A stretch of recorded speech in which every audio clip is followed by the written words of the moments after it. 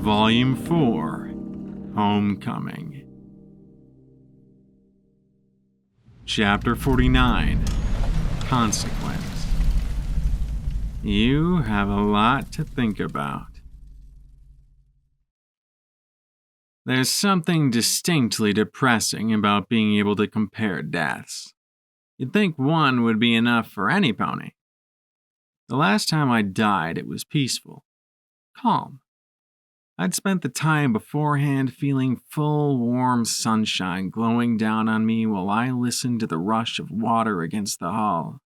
When I finally went, I'd been lying in glory's embrace and surrounded by friends who cared for me, and the actual dying had been like drifting away up to a better place without a fear or worry in the world. My only regret had been that I would have liked to have seen the beautiful stars above me before I departed. This time, it hadn't been peaceful. I wasn't drifting upwards, and I had much bigger worries than missing out on a view of the night sky. This time, I was getting ripped through some sort of murkiness like so much rainwater being sluiced through a storm drain. I'd like to think I'm one of the few ponies who knows exactly what that feels like. Enervation's piercing screams surrounded me on all sides, and every few seconds I passed through a shimmering, more loudly shrieking silver ring that sucked me in and spat me out ever faster. I struggled against the current out of sheer obstinacy, but it was no use. There was no way I was going to get away from it.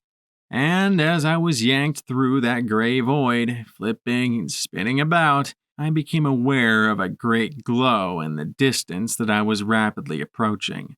And I wasn't alone in my travels. Even though I didn't have eyes, ears, or even a body, I was still aware of others being swept along with me as wailing motes of light. I brushed against one and instantly had an impression of a mare, earth pony, ganger, but then she was gone before I could feel more. Then I hit another one, colt, earth pony. I was struck by the smell of Brahmin, the jingle of a pack harness, and a sensation of a horrible fever and suffocation, and then he was gone too. Truth be told, I much prefer the first version to the sequel. The flow increased as I was carried along, and I brushed against more pony souls? Spirits? Every contact transferred a little information about another pony. I watched others try and break away and saw one strike the edge of one of the screaming rings as it passed. The light seemed to smear out and freeze in place, trapped against the circle as I swooshed by. The luminescence grew brighter and brighter as we were sucked through that endless hazy gray gloom punctuated by loops of screaming silver that propelled us ever onward. For a moment I soared upward and had a glimpse of an immense disc like a circular saw blade, the motes of light being pulled through gaps in a colossal, jagged, tire-like wall of silver that surrounded that glowing donut. I was sent following the rest, and then the current weakened to a dull tug. Slowly I drifted along in a sea of motes within that immensely large wall. There were strange, shadowy shapes around me, things that looked vaguely like walls and tunnels that I passed harmlessly through. From all around me came the wail and babble of untold masses crying out, some calling for Luna or Celestia to save them, others screaming in rage against their imprisonment, and others babbling in zebra. I brushed against griffins, dragons, zebras, and things I didn't even have names for.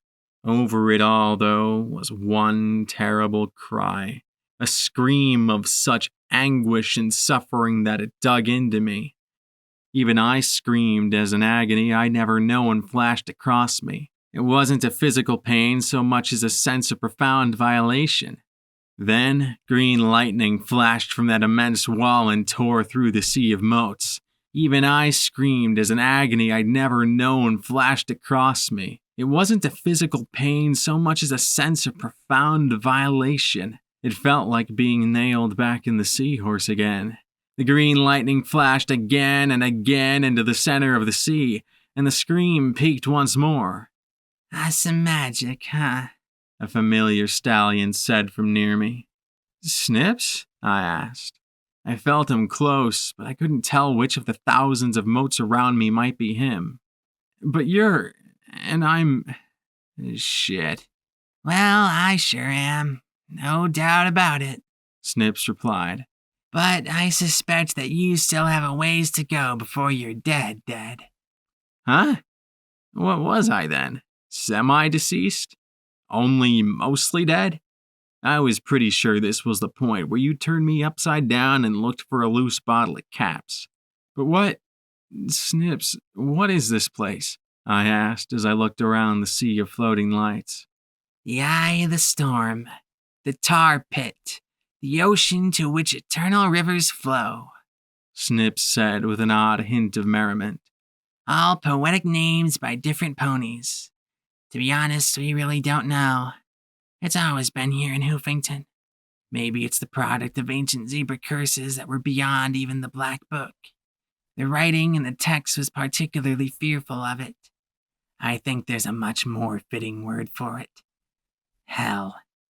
Or, if you believed a certain zebra myth about giant star monsters, but that was just crazy. Guess I wasn't a good enough pony after all, I muttered. I'd have gulped if I had a throat. It just didn't seem fair. Sure, I'd done lots of things worthy of damnation, but what about that colt? What could he possibly have done? Good and evil have nothing to do with it, Snips contradicted.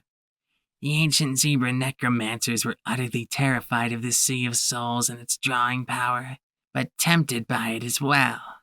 They tried to control it with rituals, placate it with sacrifices, and understand it through madness. Their creation of soul jars like the Black Book was a method of trying to escape its pull. He chuckled darkly. Seeing it, I can understand their feelings better. There was a pause, and then he asked quietly, as if terrified of hearing the answer. Did you get Snails out? Is he okay? Upset, but okay. I felt a profound sense of relief from nearby and went on. He told me about what Rarity did, the final steps of eternity. I felt it was kind of ironic, given that I was looking at spending an eternity here myself. Or maybe not, apparently. What did you mean, dead? The curse is designed to sever your soul from your mind and body. What it leaves behind is a shell that will eventually perish without help, Snips said quietly, regretfully. We saw it several times when we were starting out. I thought of Rumble and Happy Horn, lying there unaware. Without the soul, you have no motivation or direction. The most fortunate are like animals. They have intellect, but no will to use it and no personality or sense of self. But as long as your body is still alive, you have a chance that Snails will be able to summon your soul and put it back in your body. But what about you? I asked with a little frown, or would have if I had lips. The lightning flashed, and that anguished scream rolled out across the sea of souls like a wave. He gave a light, dry laugh, as if my concern amused him. I guess it was, a little after the fact.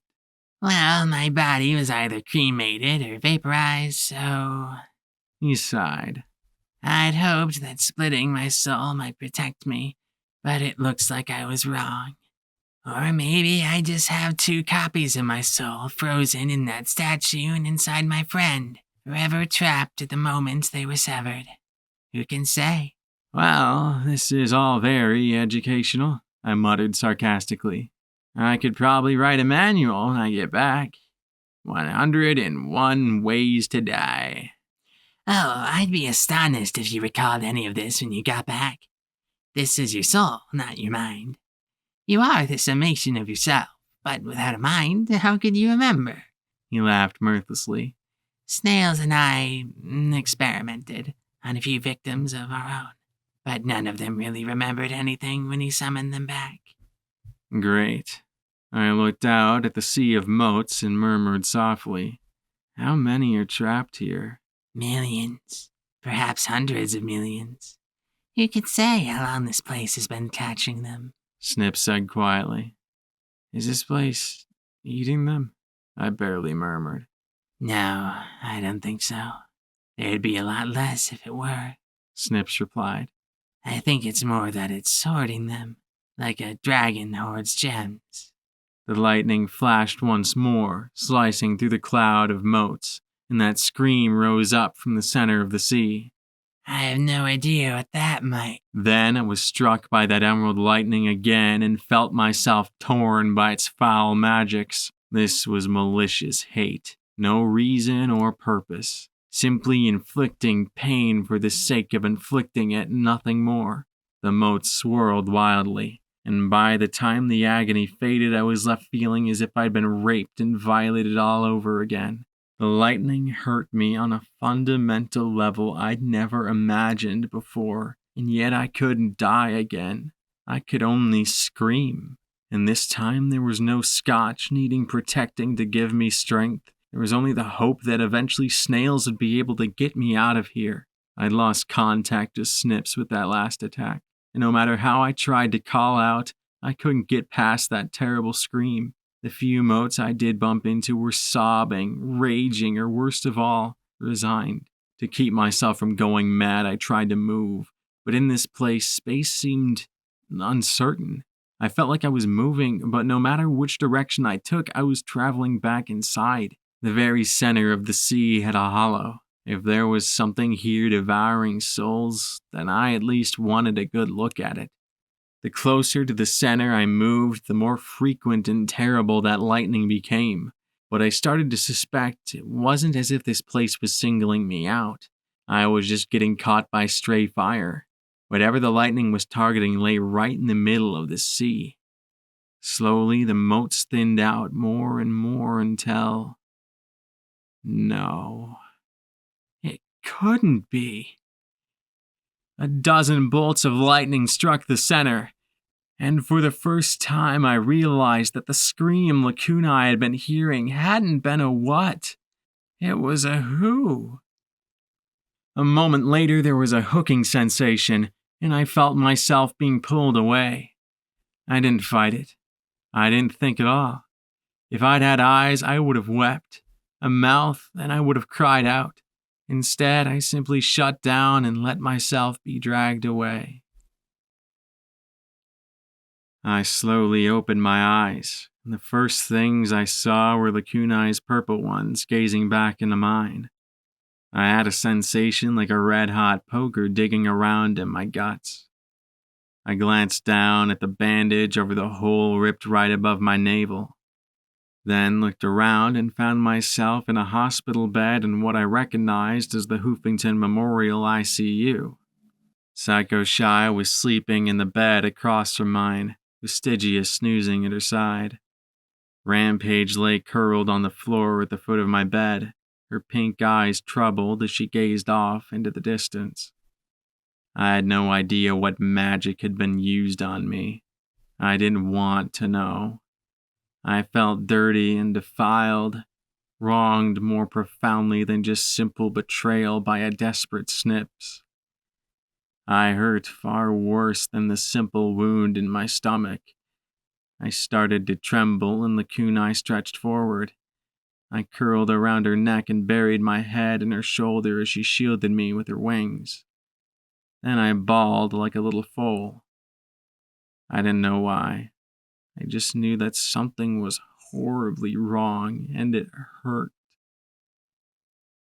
Several hours later, it was morning, according to my pip book. It was always the same time down here, though. Gloom o'clock. Dr. Wheelbarrow had my rear legs and hooves strapped into my bed, probably suspecting that if he hadn't, I'd be out of it confronting Owie about Tulip's death. Or trying to, at least.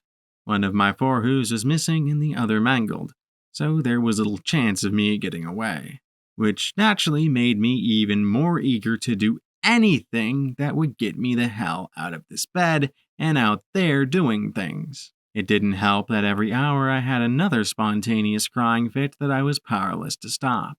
Sometimes they lasted only for a few seconds, but others went on and off for almost an hour. Okay. Maybe I should stay in bed for the time being after all. Lacunai never left me alone. Rampage was keeping her distance for now, not trusting the angel inside her not to kill me for shits and giggles. Dr. Wheelbarrow came in, changed the blood bags, and injected me with a shot of Med-X for the pain, giving me a cold look. I'd gotten Graves killed, so I couldn't fault him for that. It looks like you live, he muttered. No thanks to me. Thank you for... I began, but he silenced me with a glare. No thanks to me just means that I'm not repairing that hole in you. The cybernetic gadgetry in your body is doing that, he said as he looked over to the far side of the ICU at a bed with some curly pink mane sticking out from beneath the sheets. Pity you can't give that to some pony else. How was she? Crippled by you, alive. No thanks to you. Excuse me. He turned his back on me. I cost him Graves. I suppose they'd been close. They'd been colleagues, at least, though. And even if there'd been no personal attachment at all, she was still half of Meat Locker's medical staff. Not someone easily replaced. The goddess muttered darkly in the back of my mind about what an embarrassment I was and ignored me otherwise, for which I was grateful. I suppose that at the moment I was another emotional toxic waste dump, and she only wanted to see my misery, not feel it. Snails returned shortly with Silver Spoon. "You're okay," the ghoul mare said in relief. I didn't correct her. I was miles and miles away from okay right now. I needed something. Something to protect me from this feeling of wrongness inside me. But she didn't need any more to deal with at the moment. What happened? What did you do? I asked the luminescent-eyed, mustard-yellow unicorn. I must have been using the shooty voice, because everyone immediately looked nervous. He blinked. Well, you see, I couldn't stop the curse from popping you out, eh? But I was thinking of what could bring you back, like that thing on boats, you know, he said slowly, then rubbed his chin. Anchors. He used an anchoring spell, the kunai said from my bedside. So, when the curse went off, I was able to pull you back and put you in your body, he said with a nervous smile. Snips and me used it once to see the other side, but I don't remember much. But my eyes are all glowy afterwards. Weird, eh? He leaned uncomfortably close, peering at my own. Wonder why yours aren't. I mean, there's a kind of reddish light in there, but... My eyes are synthetic, I said quietly. I looked at Silver Spoon. She was alive, so to speak. I'd gotten her out alive. A victory. What are you going to do now, Silver Spoon? She glanced at Snails and gave a little smile. Well, I'm still around, and so are Snips and Snails, and Twist is kinda around, so we thought you were going to, look around and see if Diamond Tiara is still around too. Not crazy looking around, really looking. The unicorn stallion rolled his eyes a little, but then she looked up at him with a sympathetic smile and said, Snails wants to find some unicorn mare he knew back before the war. The great and powerful Trixie. There was a sudden, tense silence inside me, as if the goddess were suddenly holding her breath. It was as if I could feel her peering right over my shoulder at Snails. She was the most amazing, most talented, most awesome unicorn in all of Equestria, even if she couldn't banish the Ursa Minor. The silence from the goddess was a welcome relief, but it didn't last long. That's silly. That he remembers when she murmured in shock. The kunai suddenly jerked and shivered, turning her head away. I got a flash of a blue unicorn, a wagon, 2 unicorn colts, and a cheering, adoring crowd. No, you don't have to throw those feelings away, Trixie, another mare whispered in our heads. Shut up! The last thing I want is more lectures from you, the goddess replied in disgust. If he saw us now, if he saw me like this, no, I don't want to feel this way. The kunai groaned, and then the goddess said, more firmly, "And I won't," haughtiness rising. "And he is right to seek us out. Perhaps in time he may join us as well." "Alfalfa smoothies, extra hay," the kunai whimpered aloud. I wanted to tell him not to, but there was a pressure on my mind, like a migraine. I couldn't get the words out, and in my current condition, I couldn't even try. "You might check Maripony out west," I muttered. The goddess gave a pleased, throaty little sound, and I felt a ghostly pat on my head. The pair just looked at me in worry, but I couldn't say more. The goddess wouldn't let me. Feeling doubly violated, I shifted onto my side, curling up away from him. I felt sick, the sensation of wrongness unshakable. I could at least still give him thanks, though. "Thank you, Snails. You saved me, just like Snip said you would." I was glad that he couldn't see the tears of shame streaking my face. Snips balked a moment. Did you see him over there? Like a ghost, or..." I felt sick again. "No," I said, not sure, but it felt like a lie. As dirty as lying to Silver Spoon about being Diamond Tiara. "No, but I'm sure he's okay, wherever he is. Please go. Please." "Please, Blackjack needs to rest and recover," the kunai told them both gently. "Oh, okay then. Hope you feel better, eh?" Snails said. Silver Spoon hesitated, then answered, "Yeah, sure. Get well soon, Tiara." I heard their hooves trot away just before my body shook and I let out another sob. I wanted to throw up and purge myself, but I had nothing inside me to force out. "Oh, please, there's no need for such drama." The goddess thought at me contemptuously. "Shut up!" I screamed back at her. "Someday it'll be your turn. I don't care if it's tomorrow or a week from now. Someday you'll get to die too. And if you come back, then we can see how well you handle it." I shook from head to hoof, a hole through my middle a niggling afterthought. When I came back the first time, I'd felt depressed and suicidal. This time, whatever had happened, I knew I didn't want to go back there. Not there. "Shh," the kunai said as she stroked my mane. Maybe coming back had driven me crazy. Maybe something in me had changed for the worse. "Shh, don't worry about that now. You're back. That's all that matters." I wept against her as she held me. "Can you take it from me? Whatever I'm thinking, or feeling, or whatever." I shook as I pressed my face against her shoulder. "Please," I begged, desperate for her to make it all better. "Please." "I wish I could, Blackjack. I really wish I could," she murmured. "I wish I could make it all go away. But whatever happened to you happened at a level I can't touch. This pain is yours. I wish we could understand it better. Make it easier for you to bear," the kunai said softly into my mind. "I'm sorry." Around noon, I finally pulled myself together enough to get out of the ICU bed. Rampage returned with some fancy buck snack cakes, 3 tin cans, and some minty emeralds.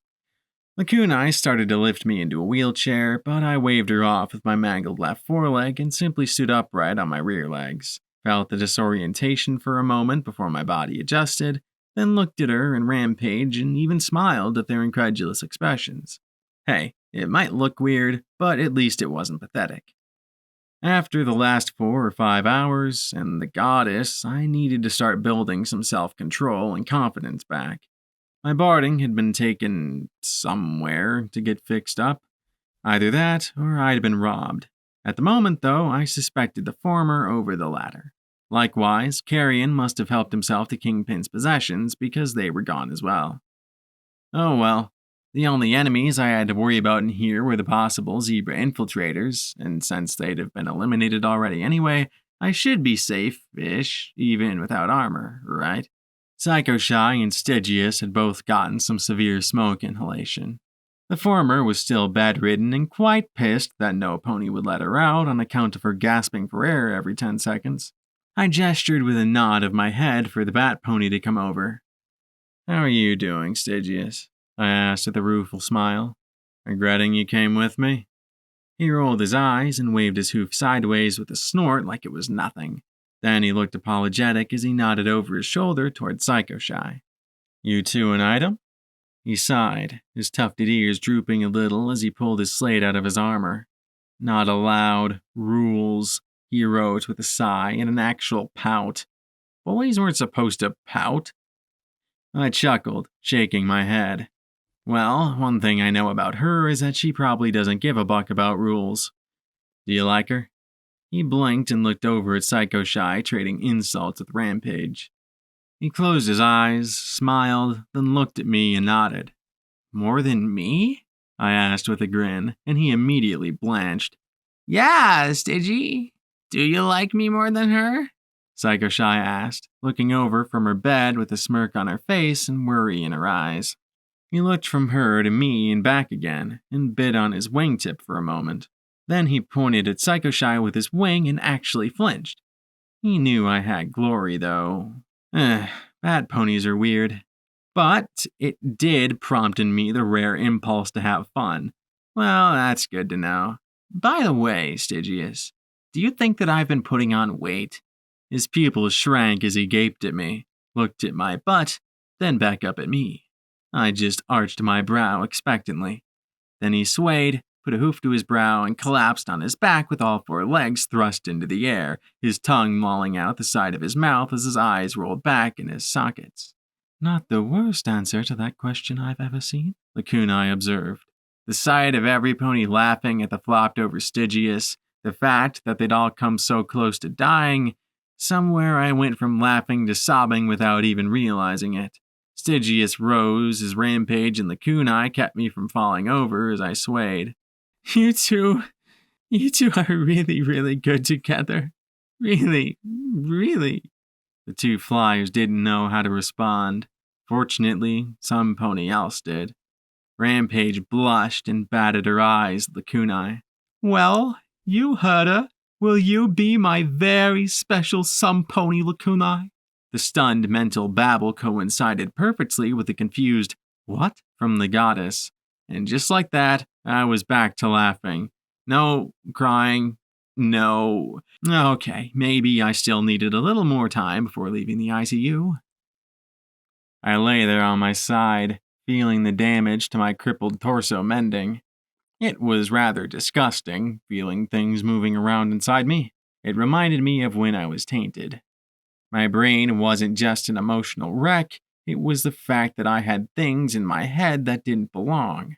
The goddess, strange files. I wanted some control back, damn it. I wanted to talk to some pony and not burst into tears. I wanted to think about Project Eternity without getting flashbacks. At least I chose to see memory orbs. I needed some pony who knew technology, or rather, some zebra. I asked the ghoul in charge of the ICU and then waited. The privacy curtains had been drawn around both Boing and Psycho Shy's beds. I spotted the faint shimmer as she entered.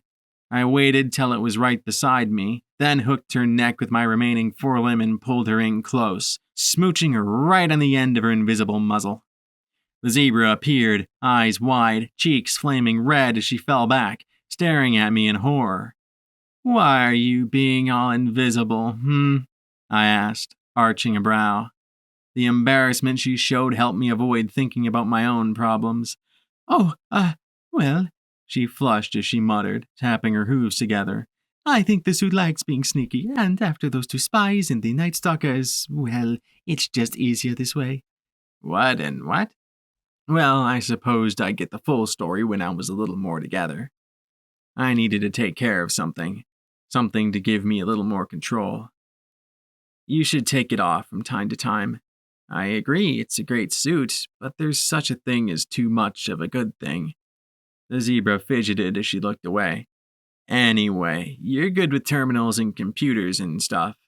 I need you to do me a favor. I turned my head, pushed my mane away, and pulled the cover up so she could see the plug in my temple. I'd like you to see if you can go through and delete any audio or video files that are in my head. At her incredulous look, I explained how unsealing Eternity had caused all kinds of flashbacks to the recordings. Well, I found them interesting. I didn't want them popping up completely at random. Oh, sure, I can do that, she said as she took Marmalade's pip buck, pulled a short cable out of its housing. Universal plug. I'll just go through and, She bit her lip as she looked away. You're sure you're okay with letting me in your, system? What if I mess up? I waggled my mangled left leg at her. Xanthi, with all that's messed up in me, I really don't see how you could make me worse. Then I frowned and rolled my eyes. Well, no, you might make me only able to speak in zebra, make me forget the letter S, or just turn me into a remorseless cyberpony killing machine, but really, I think the chances of that are probably slim. She looked uneasy, and I smiled. And I trust you not to do something bad to me. Xanthi sighed, took the plug in her mouth, and pressed it into my socket.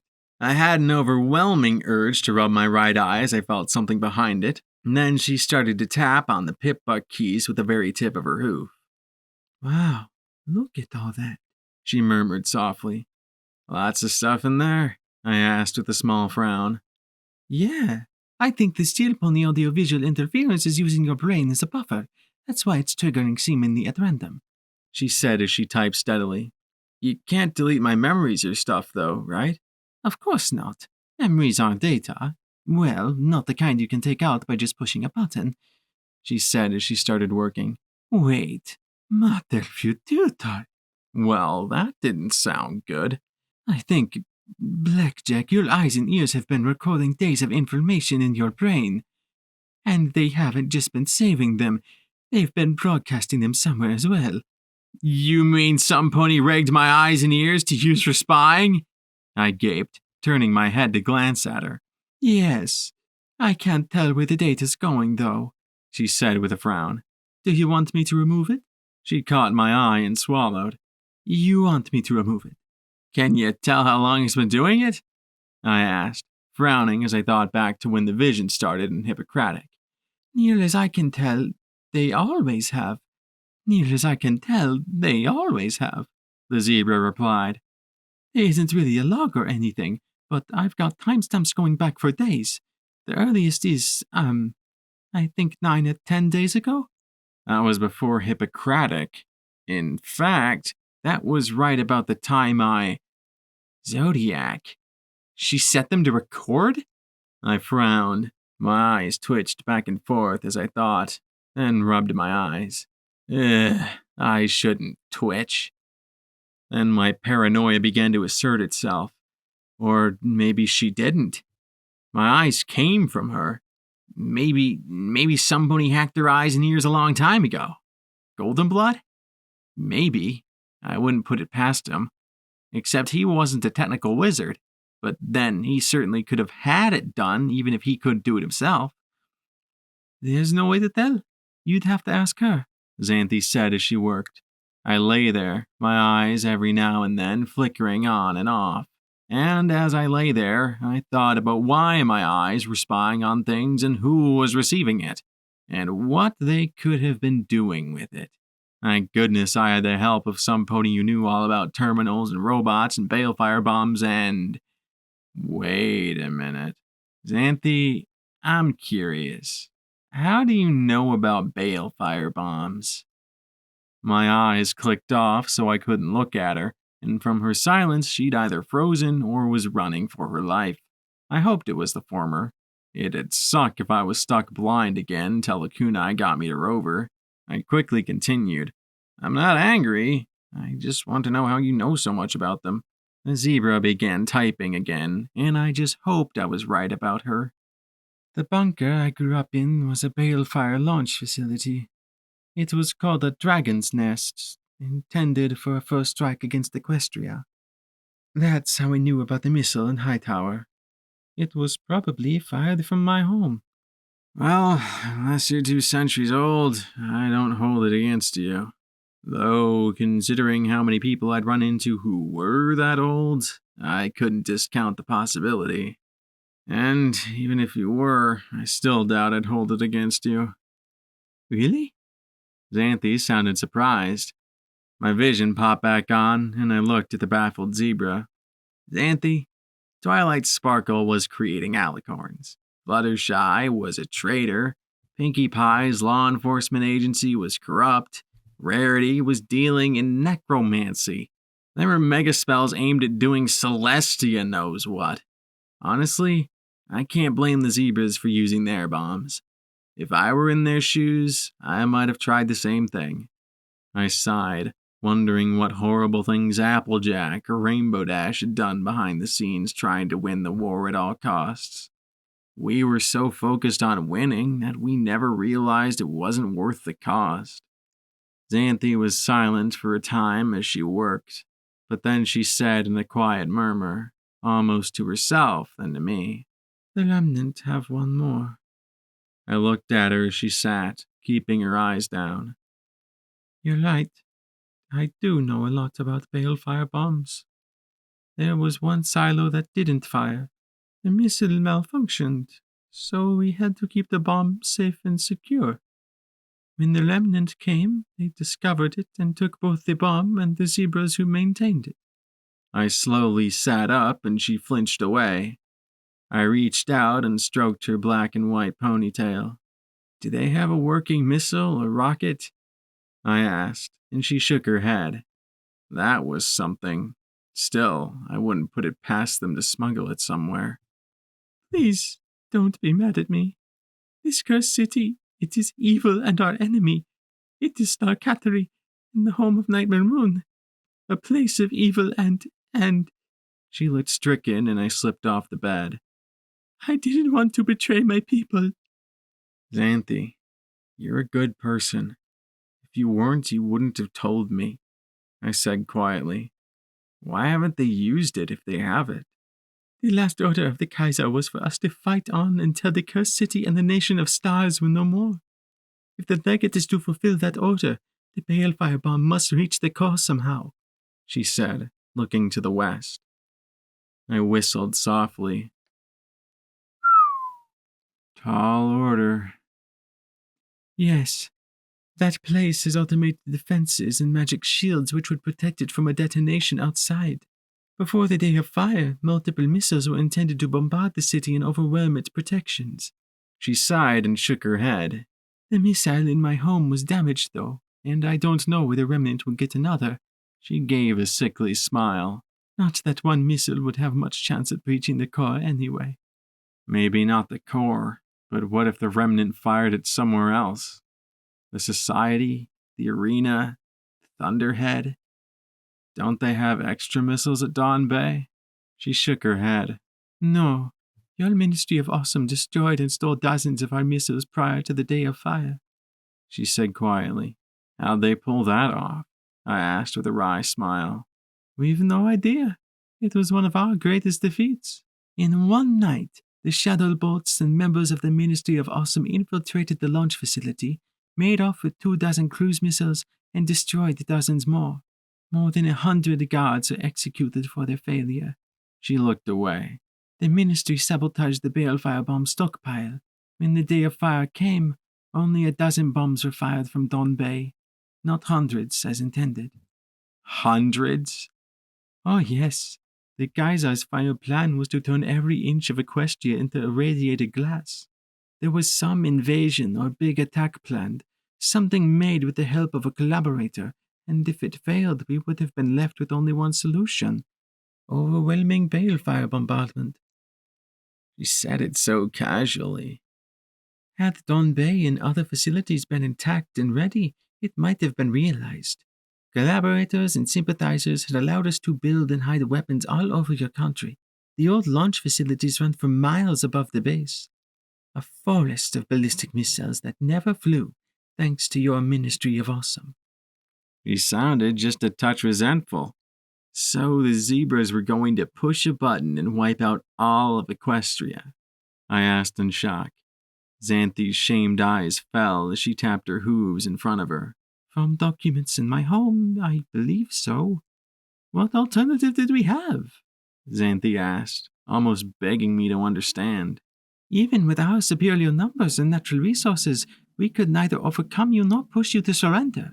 Your mega spells and secret projects were too much for us. No matter how much we stole, infiltrated, or attacked, we couldn't beat you. Even balefire wasn't enough. Ponies developed mega spells that turned the sun itself into a devastating weapon.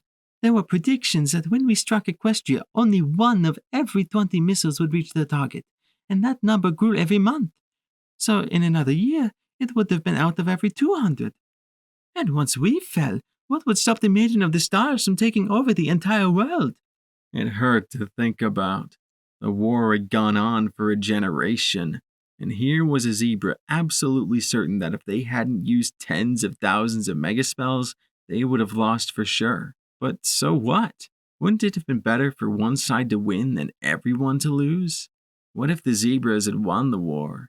The remnants had continued waging war for 200 years to destroy the hoof. If Equestria had surrendered, would they have just stopped there?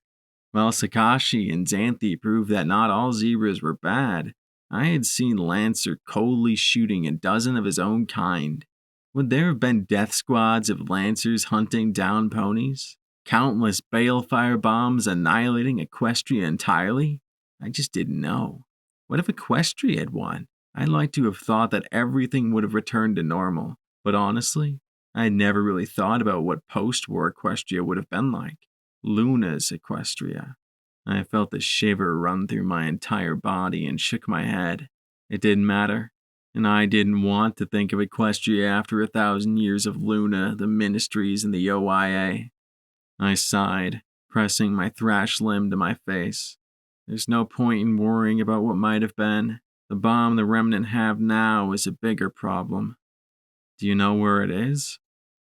Dawn Bay, I imagine. But it could be hidden anywhere. The original launch facilities were all heavily damaged in the war. The balefire bomb armory is a molten slag pit. She lowered her head, and the suit seemed to hug her, snuggling a little against her. There is one thing, though. Before we left for Yellow River, they were repairing one of the launchers. In fact, they didn't want me to leave because they wanted me to fix the guidance terminals. I guess they didn't expect me to get cursed. She pulled the plug from my temple, then tapped the keys a few more times. The deftness she employed with the tips of her hooves astonished me. There shouldn't be any more foreign data stored in your brain. I've transferred all of it to this pipbox. I don't know if it's useful, important, or just plain garbage. She handed Marmalade's pipbox back to me. I've tried taking the spy programs out of your system, but it looks like that'd have some unpleasant side effects, like permanent blindness and deafness.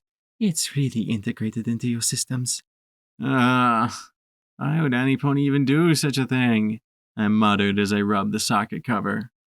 It's an exceptionally good place to hide data, Xanthi replied casually. You wouldn't have known things were being recorded if it hadn't played them, so a unicorn wouldn't have been able to extract their memory magically. And most technicians don't think of using a brain to hide terminal data, so they wouldn't think to search for it there. They would look into hardware. She sighed and patted my shoulder. Still, running the clean and sweep program on this pipbox from time to time should clear it out. Thanks, I said with a relieved smile. Then I looked at her as I tucked the device into my bags. What about you? Do you want to stay with me? Xanthi gave me a pained smile. No. Blackjack, you're a decent pony, but you face things that terrify me. I don't think I could face anything like Hightower again. I still can't sleep after seeing it. She shook her head. I think I need a place to rest and think, and decide about the future. I found Willow and Wingclop in the conference room after I'd pulled myself together again. The ghouls from Hightower were there too, along with 1 or 2 of the settlement guards. Twitchy, the unicorn with hide like a spoiled pumpkin, screwed up his face in confusion. So, wait. Run that by me again. We're dead. As in, dead. And that's why everything looks so wrong. Blossomforth groaned and buried her face in her hooves. We've run it by you 20 times, Twitchy. You've just got to get your brain out of the past. I know. Just, we're dead, Twitchy began again. as in dead? And that's why everything looks so wrong? Willow sighed and stood. You work him through it, Blossom, the green ghoul said, glancing at me and trotting over to the door. Then she looked up at me, her brows furrowed. Do you have to stand like that, Blackjack? You look like a freaky robo-zebra. I waved my mangled forelegs at her. It's either 2 legs or try to use these. Sorry. I frowned a little. Speaking of zebras. She looked back to the guards and then stepped out into the hall and sat down.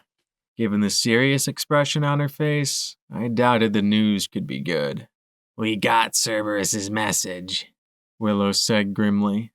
And did you find any zebras? I asked nervously, afraid she was going to tell me about some other pony's death. Velvet or someone. Willow snorted. Oh, yeah.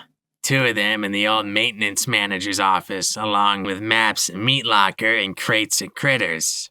Critters? I cocked my head. This was going in an unexpected direction. Ever hear of something called a night stalker? Looks like a snake and a dog got frisky.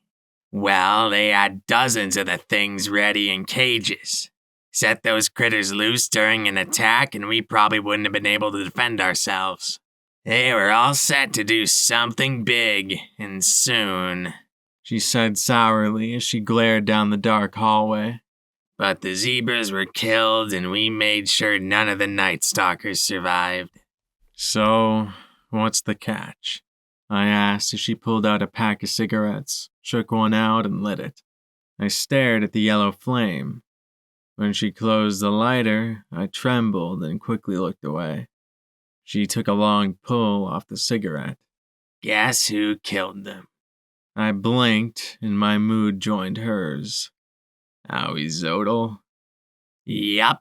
Claimed he was investigating a noise. Found them and got lucky. Surprise, it was right after Cerberus came floating up, blasted all to hell. Both were shot dead center in the back of the head. So now he's a goddess's damned hero to half the town. She let out a long blast of smoke from her nostrils that put me on edge. I shivered at the smell and backed away, waving my hoof in front of my face. She just frowned at me. What's the matter with you? Just not good with smoke and fire right now. Hightower was really rough, I muttered. Willow frowned, then spat out the cigarette and carefully crushed the tip. Taking a smoke-free breath, I moved along quickly. What about what Xanthi said? Or could you talk to Carrion?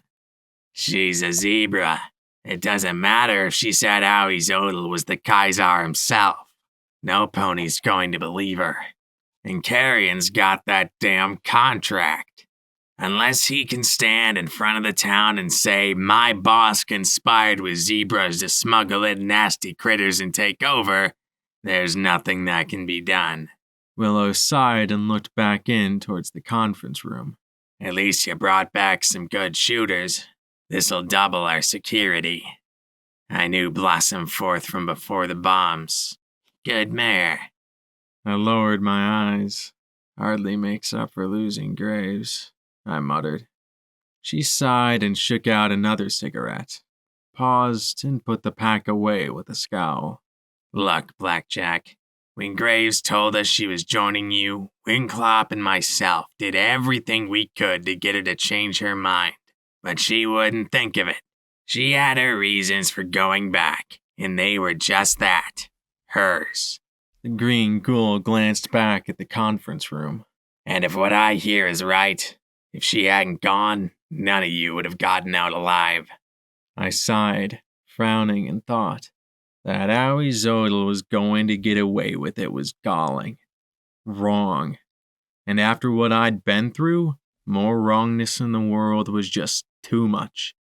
and I looked at my wrecked forelegs and paused. An idea was worming its way through my head. You said that the ghouls wouldn't care if it came from Xanthi's mouth. The green ghoul frowned at me in confusion as I smiled. What if it's from some pony else's mouth? The mortuary was more than just dead. It was closed. I might have broken a few rules picking the lock, but I really needed this little chat. When I stepped inside the bar, I saw all the things from Kingpin's cell heaped over rusty gurneys that had been converted into tables. Howie Zodel dug through the sheets, muttering feverishly to himself. Carrion stood in the corner and looked over in surprise as I walked in alone. "Howie Zodel!" I called across the room. The ghoul jumped, overturning the gurney he was working at and falling on his rump. I had only my mangled limbs and the bags of bits Rampage had found in Hightower. "What? You? The sign says closed for a reason. Get out," he spat as he rose to his hooves. "Carrion, throw her out." The griffin sighed and put his patched-up helmet back on. I noted he kept Xanthi's rigged beam gun. "I want to talk money," I said flatly, and I jingled the bag at him. At once, he raised his hoof. "Or we can hear the young lady out," he amended at once. He looked over at my bare body and my metal limbs. "Your resilience is astonishing. Truly, I expected all of you to get a little ways in and then run out. But to have destroyed the tower, well, it's impressive." "Well, I do impressive things," I replied as I looked at him evenly. "I need to get into Dawn Bay." His smile disappeared, and his eyes shifted to the large bag beside me. "Carrion, make sure we're not disturbed." He waited for the griffin to leave, and then his lips curled in a wicked little smirk. "One moment. You're going to have to humor me." He trotted around me, checking to make sure I didn't have anything concealed in my scorched mane or stubby tail. I considered it a triumph that I didn't smash his skull in as he ran his hooves near some personal portions of my anatomy. "Now, what makes you think that I would be able to facilitate this request?" Xanthi said you fed information to zebras about a talisman inside a zebra at Yellow River.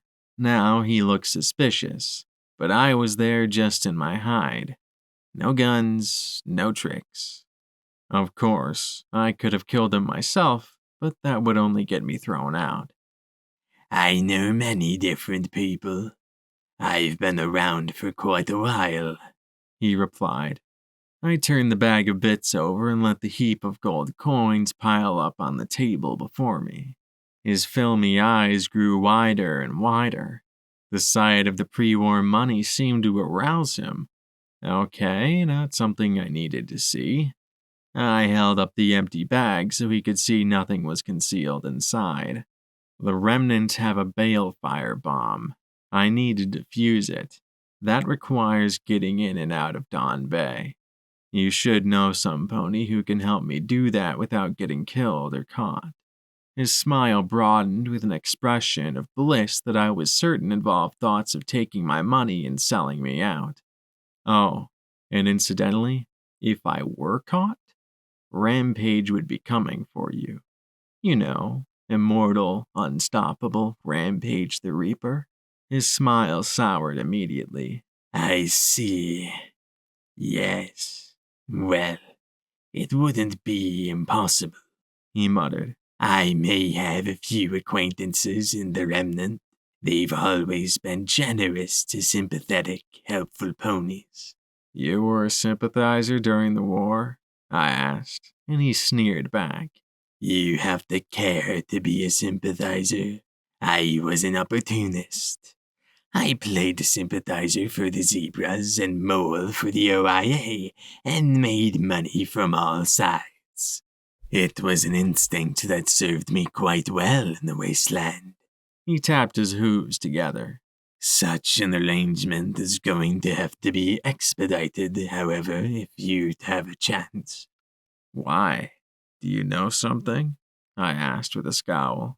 Why, Blackjack, I know many things, he said in his silky, smug purr as he polished his hoof on his chest. If you pay me sufficiently, you might know them as well. I chuckled, smirking. Yeah, you do, don't you? Like those zebra?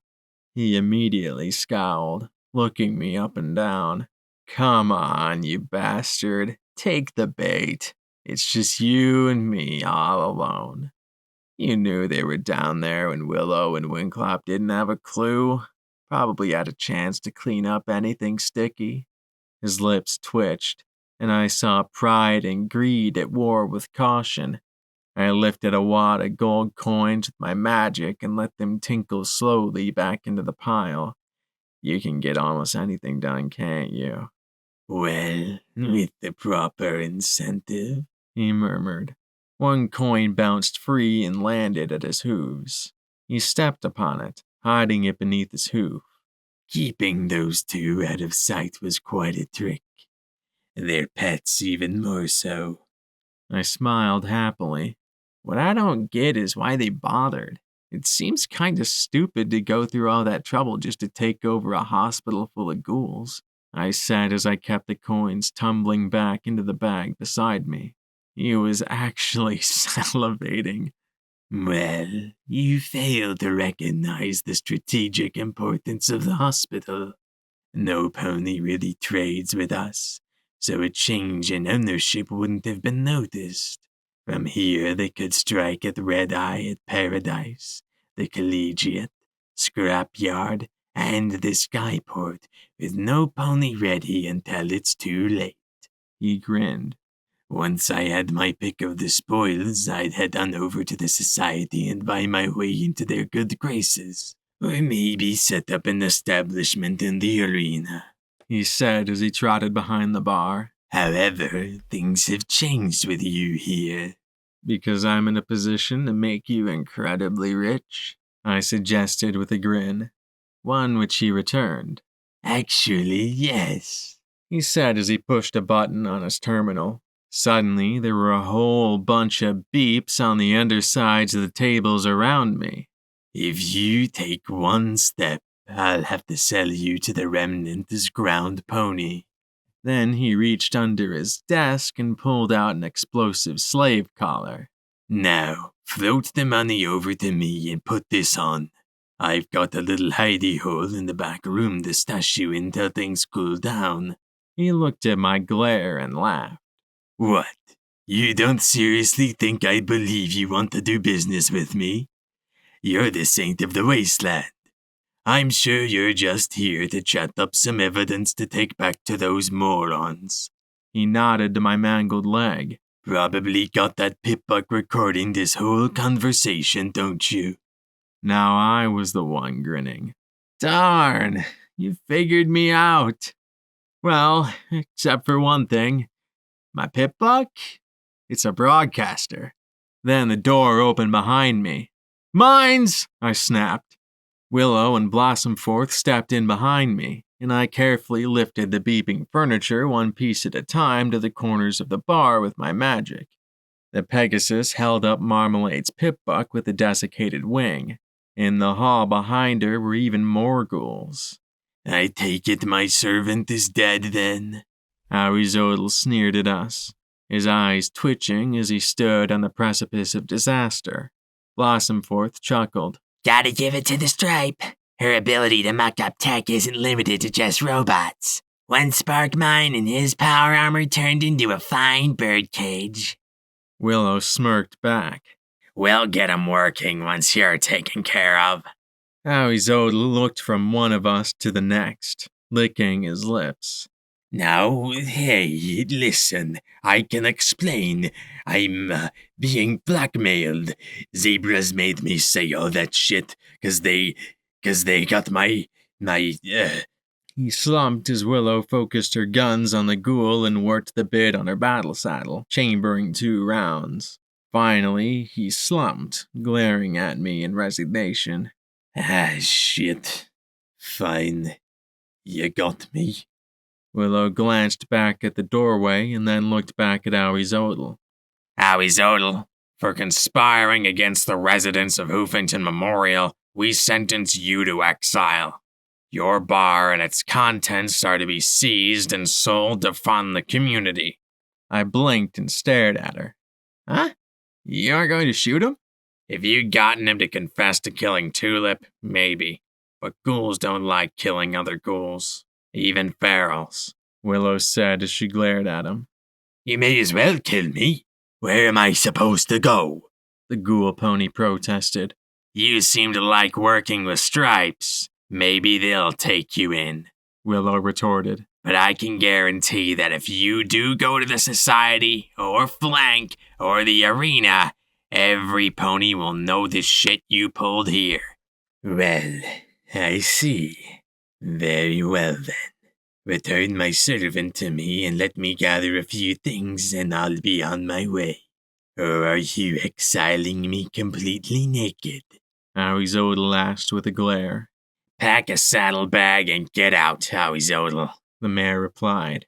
What? You can't just let him take Carrion with him? I protested. Willow frowned in distaste. Carrion is free to stay or go. It's his stupid contract that's exiling him with this lump of shit. We stood back as Zodel packed his bags and, once loaded up with as much as he could carry, trotted past with his lips curled in malice. I stood there for a second, and then I looked down at the pile of money beside me. I swept it off the table back into the bag and snatched it up. Outside the mortuary, there were 24 ghouls gathered in small groups talking in low tones. I saw Xanthi kneeling beside Carrion, strange arcane devices probing an open panel in his power armor.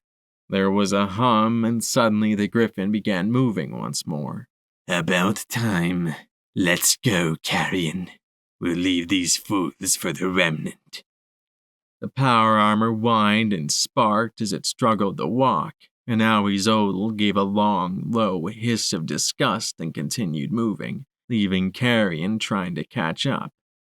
Wait. How do you like to have enough money to go anywhere in the wasteland? I asked as I jingled the bag once more, slowing him. The effort of resisting the clink of coins seemed to cause him physical pain. Finally, he stopped, glaring back at me. There's enough money in here to start over nearly anywhere in Equestria if you're smart. The hatred in his eyes was matched only by his covetousness for the contents of the bag. And you're giving me this out of the kindness of your heart? He jeered. No, I'm trading it to you for Carrion's contract, I said as I shook it again. Zodel narrowed his eyes at me. On the one hoof, with that many bits I could hire 3 griffin bodyguards and have more than enough left over. He drew back. But on the other hoof, I rather despise you, and doing anything you actually propose pisses me off. I should tell you to ram each and every bit right up your ass.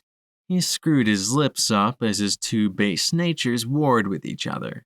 Finally, he snorted, and reached into his bulging saddlebags and rifled around till he dug out a wrapped-up scroll of paper. He tossed it in my face, stretched out, and grabbed the handle of the bag and tossed it on his back.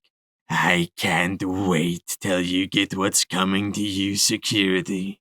He started to trot away as Carrion caught up, and I held up the roll of paper with my magic. Hey, Carrion, look at what I just got. Carrion looked at the paper with blatant shock. It is your contract, isn't it? I mean, it's not just some garbage you gave me in exchange for the money, right? No, that's exactly what it is, Carrion said, and then smiled. Excuse me. I looked at the confused Willow and Blossomforth as Carrion trotted rapidly after the departing ghoul. Arizona, I've been told that you've sold my contract and I am no longer in your service. That's right, Carrion. Zodel sneered. Why, did you come to give me a kiss goodbye? Yes, Carrion replied simply. A moment later, a green beam lanched through the ghoul, transforming him and everything on him into a heap of glistening green goop. Goodbye. I just stared in shock along with almost every pony else. What the hell was that? I asked as I gestured to what little remained of his body. Arizol was an evil bastard, The griffin replied. The scams he ran, the lives he ruined, and the misery he inflicted were enough for 10 bastards. So long as he held my contract, I was honor bound to do as he commanded and remain silent. But now you are my employer, which freed me to rid the world of that disgusting rat. And now, for good or ill, I serve you. But I stared at the heap of green slime as a huge bubble rose in the middle and popped. Couldn't you have made him put down the gold first? Well, there was no question that Aoizotl deserved to be rendered into luminous slime. There was enough outcry that Carrion's days in Meat Locker were over for the time being. To be honest, I had no idea what to do with him. I'd tried to give him his contract back, and clearly I'd insulted him badly by the way he told me bluntly no. Apparently, someone else holding their contract was the point of being a griffin, and with that, they eclipse zebras as the weirdest species in the wasteland. Silver Spoon and snails wanting to look for their friends, Xanthi looking for a future, Carrion needing some pony to hold his contract. I had ideas churning around in my freshly cleaned out head. A part of me was still thinking about running off to Dawn Bay and dumping that balefire bomb into the ocean. Another part of me felt the siren's call of EC-1101 luring me off into the sky. Really, what I wanted more than anything was to see Glory again. In P-21, in Scotch tape, I wanted to go home to Star House. But I still had one more thing to do before I left. Back in the ICU, the ghoul, Carol, was listening to Hearthswarming Eve carols on her terminal with the volume cranked up. The kunai and Rampage were gone. I looked over at Psycho Shy's bed, hearing her groans. She really had to be hurt worse than I thought, but it was best that no pony could overhear me at the moment. Because no matter how I ran this through, it was going to be ugly. I pushed back the curtain and looked at the pink filly. Her mane had lost a lot of its curly bounciness. The single, unbandaged blue eye stared up at me impassively. Beneath her sheets, her legs bent wrong. I slowly walked next to the bed and sat on the floor, looking at her. Suddenly, my brain felt as if Xanthi had scrubbed out too much, and now I didn't have anything left to say. How are you doing? Well, she was alive, in pain, and crippled. How have you been? Better? Sorry. For what? Not killing her? I opened my mouth and closed it again. Finally, I dropped my eyes. Please, forgive me, I muttered as I looked at my mangled forehoof. After a minute, I looked back. Boing didn't say anything. Her pale blue eye just drilled into me. I was waiting for it. She'd say no, or call me a murderer, or a monster, or nightmare moon, or something, and it would hurt like hell. But she didn't. She just looked at me, and I could feel myself getting wound up. I was really out of it that night. I was exhausted and fighting. Sweet Celestia, fighting for so long. I didn't see who you were till it was too late. And again, she just stared at me. Was she drugged? Had I deafened her? Finally, she said in a voice barely audible over the music and Psycho Shy's groaning. What for? I swallowed and lowered my eyes again. For attacking you. For hurting you. For killing your friends. for getting Scoodle killed and... She closed her pale blue eyes. Stable ponies don't know nothing. I blinked and stared at her as she gave a sad little smile. What do you think happened to Scoodle and me before you and your blue friend showed up? But I knew what had happened. I knew exactly how horrible it was. I'd seen 99 and felt it on the seahorse. You girls got raped, didn't you? Yep. Plowed good, She said quietly, simply. wasn't the first time neither. First time it was Daddy making a mare out of me while Mama stood by. Reapers got him good. Mama tried selling us to the society, but I wouldn't sign, so she just dumped me. Ended up in chapel. I swallowed in horror. After we split up with you, well, lost Frisky Horn 2 days later to an angry rat hawk. Giblets got too many rats, puked up her guts, and never woke up. The others run off. I met those two with a plan to scav some bunker. Figured why not? Make enough caps to get out of here. Probably planned on killing me once we found something worthwhile.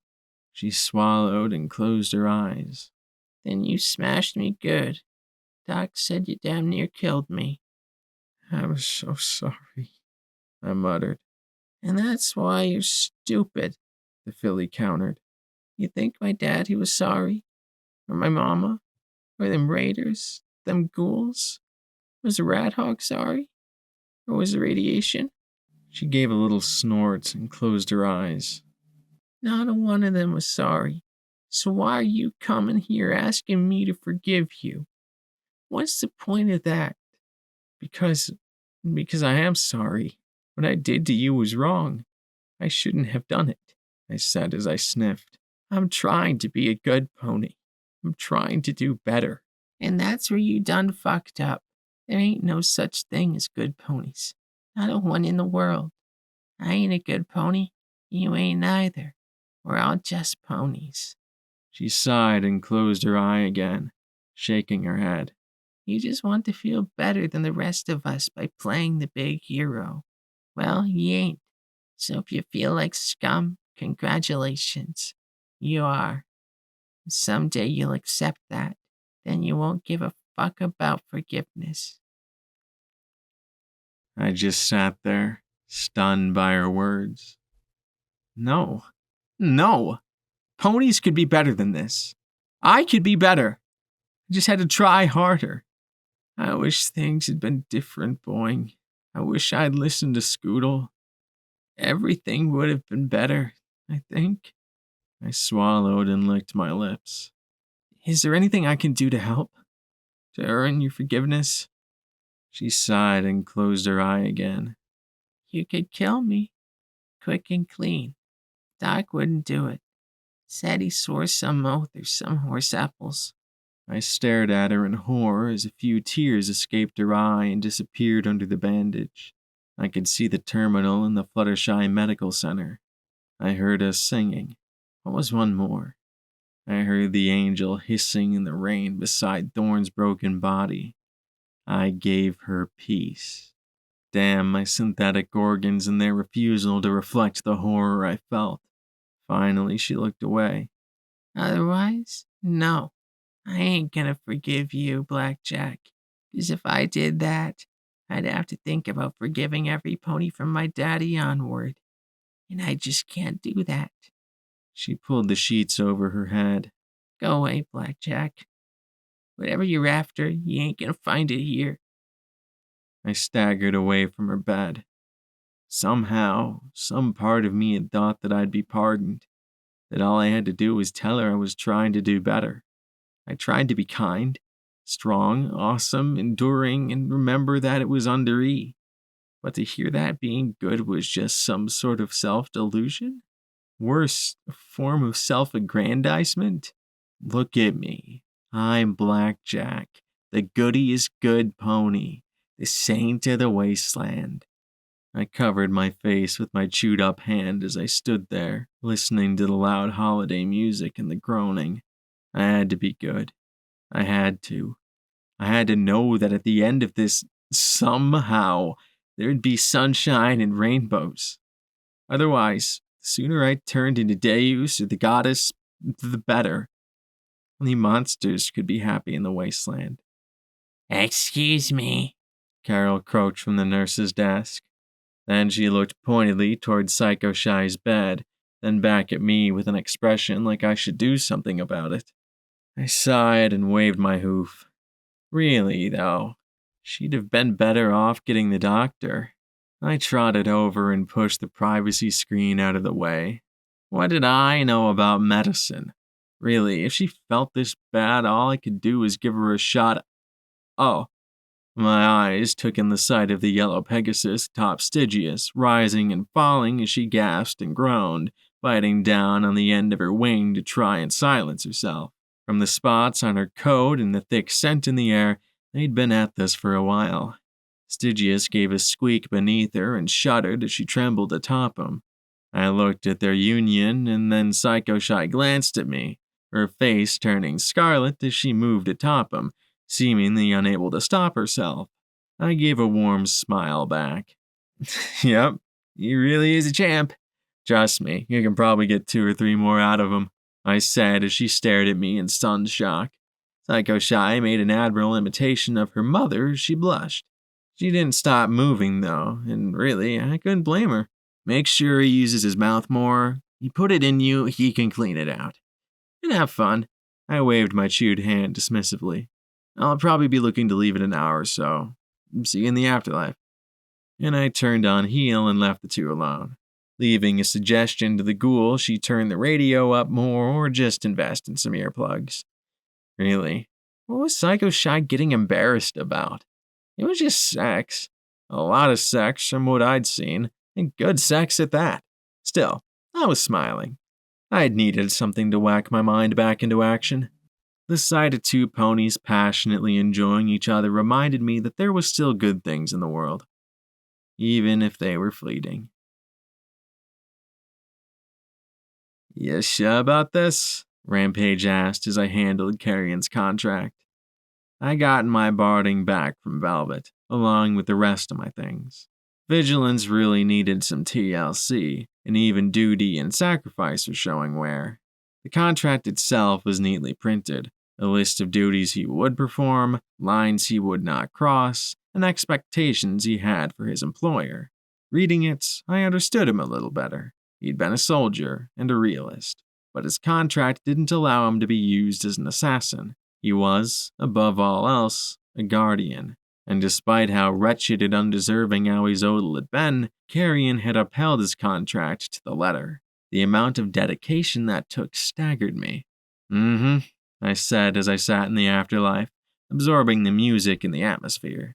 Despite the vibrancy of the tunes, there was something sad about it too. These were ghouls clinging to a civilization that didn't exist anymore. I thought about how so many ghouls got stuck in the past, locked in one moment that made sense. Then I thought of Ditzy-Doo as part of a living community, how she'd been doing more than just simply existing. Carrion, Xanthe, Silver Spoon, and Snails all sat opposite me. The Griffin had his power armor completely restored by now, though Willow had ordered it disabled after Awizodl's execution.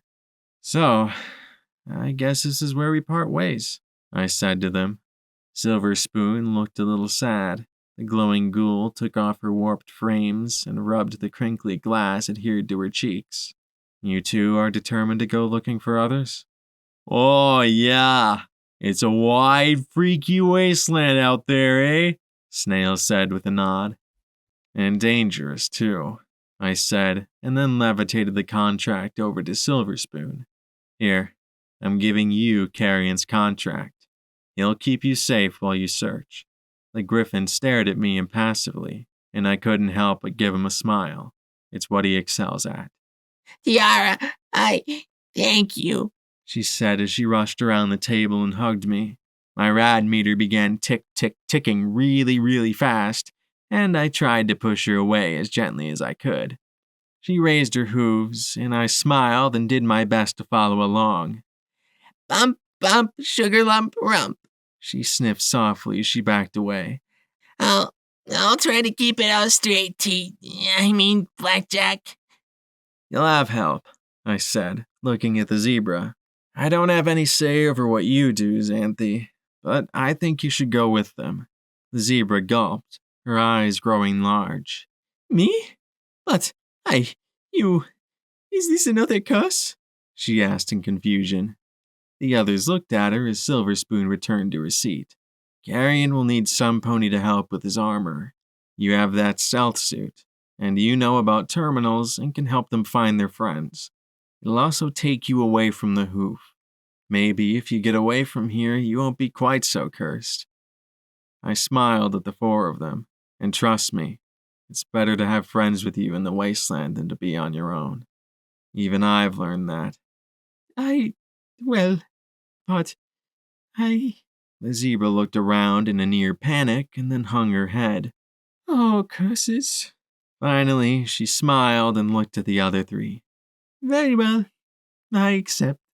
Do we have a place to start? Carrion asked, all business. Shattered Hoof Ridge Correctional.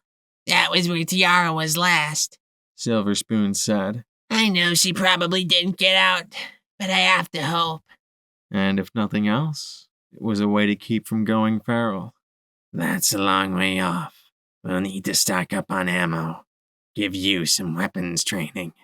The griffin said as he looked at Snails and Silver Spoon. Then he nodded with his grumpy expression and continued.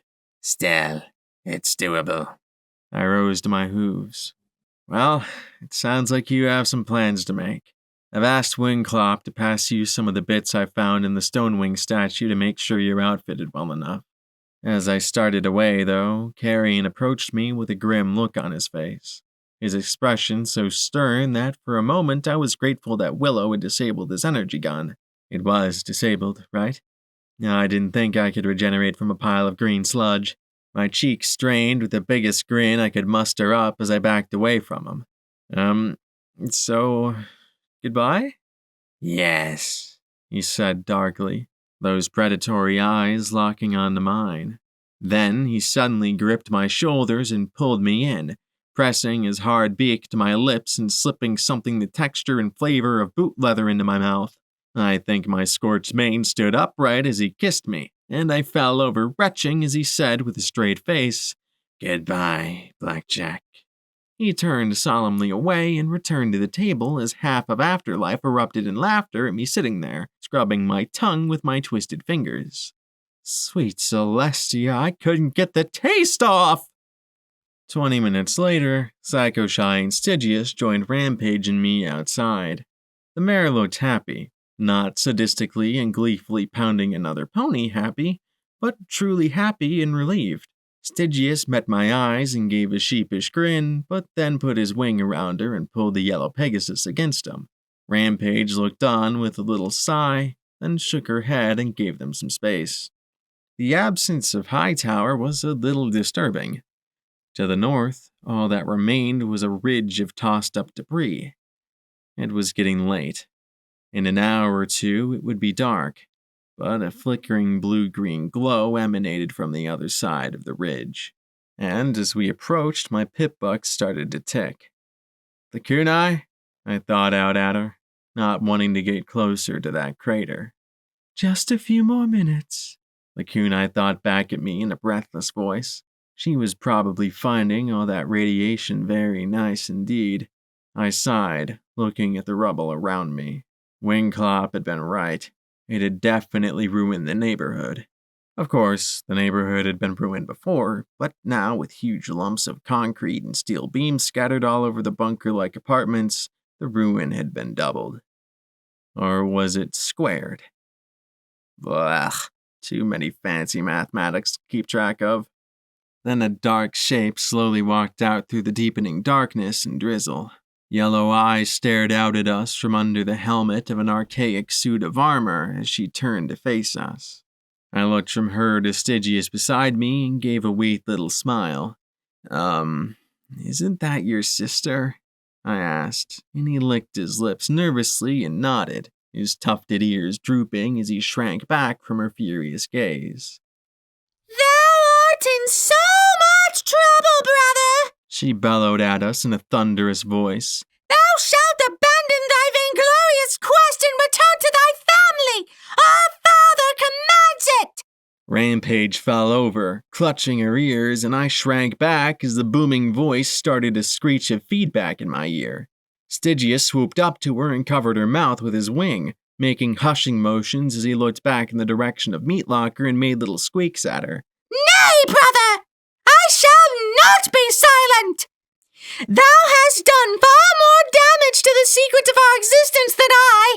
She advanced on him, and step by step he retreated. 3 days thou hast been absent! 3 days! Thou insisted thou needed but 1 hour to bed the strumpet, Blackjack! Not 3 days! Our father is most vexed with thee! Strumpet? Now wait a minute, I snapped. Stygius can go where he wants with who he wants, and he doesn't need your permission. Psycho Shy looked stunned as her eyes went from Stygius to me to Tenebra. Nay, thou temptress Blackjack! Thou harlot, thou! Thou hast entangled him with some form of lecherous magic! Thou hast beguiled him with thy flags of steel and foul unicorn sorcery! Why else wouldst he follow thee like a lustful mooncalf? Flanks of steel? How do you beguile with flanks of steel? Who was I going to seduce? The tank? Rampage winced. Please stop shouting. And anyway, I snapped, she's the strumpet that's riding his little pony. I pointed at Psycho Shy. Hey, there's nothing little about it, The Pegasus retorted, and I had to give her that. She flew into Tenebra's face. No pony is taking Stygius anyplace. Incorrect! She roared, and then the darkness around us came alive. Shadowy tendrils reached up around our legs and held fast. I staggered, struggling to rise as they curled around me more and more. Oh, this is new!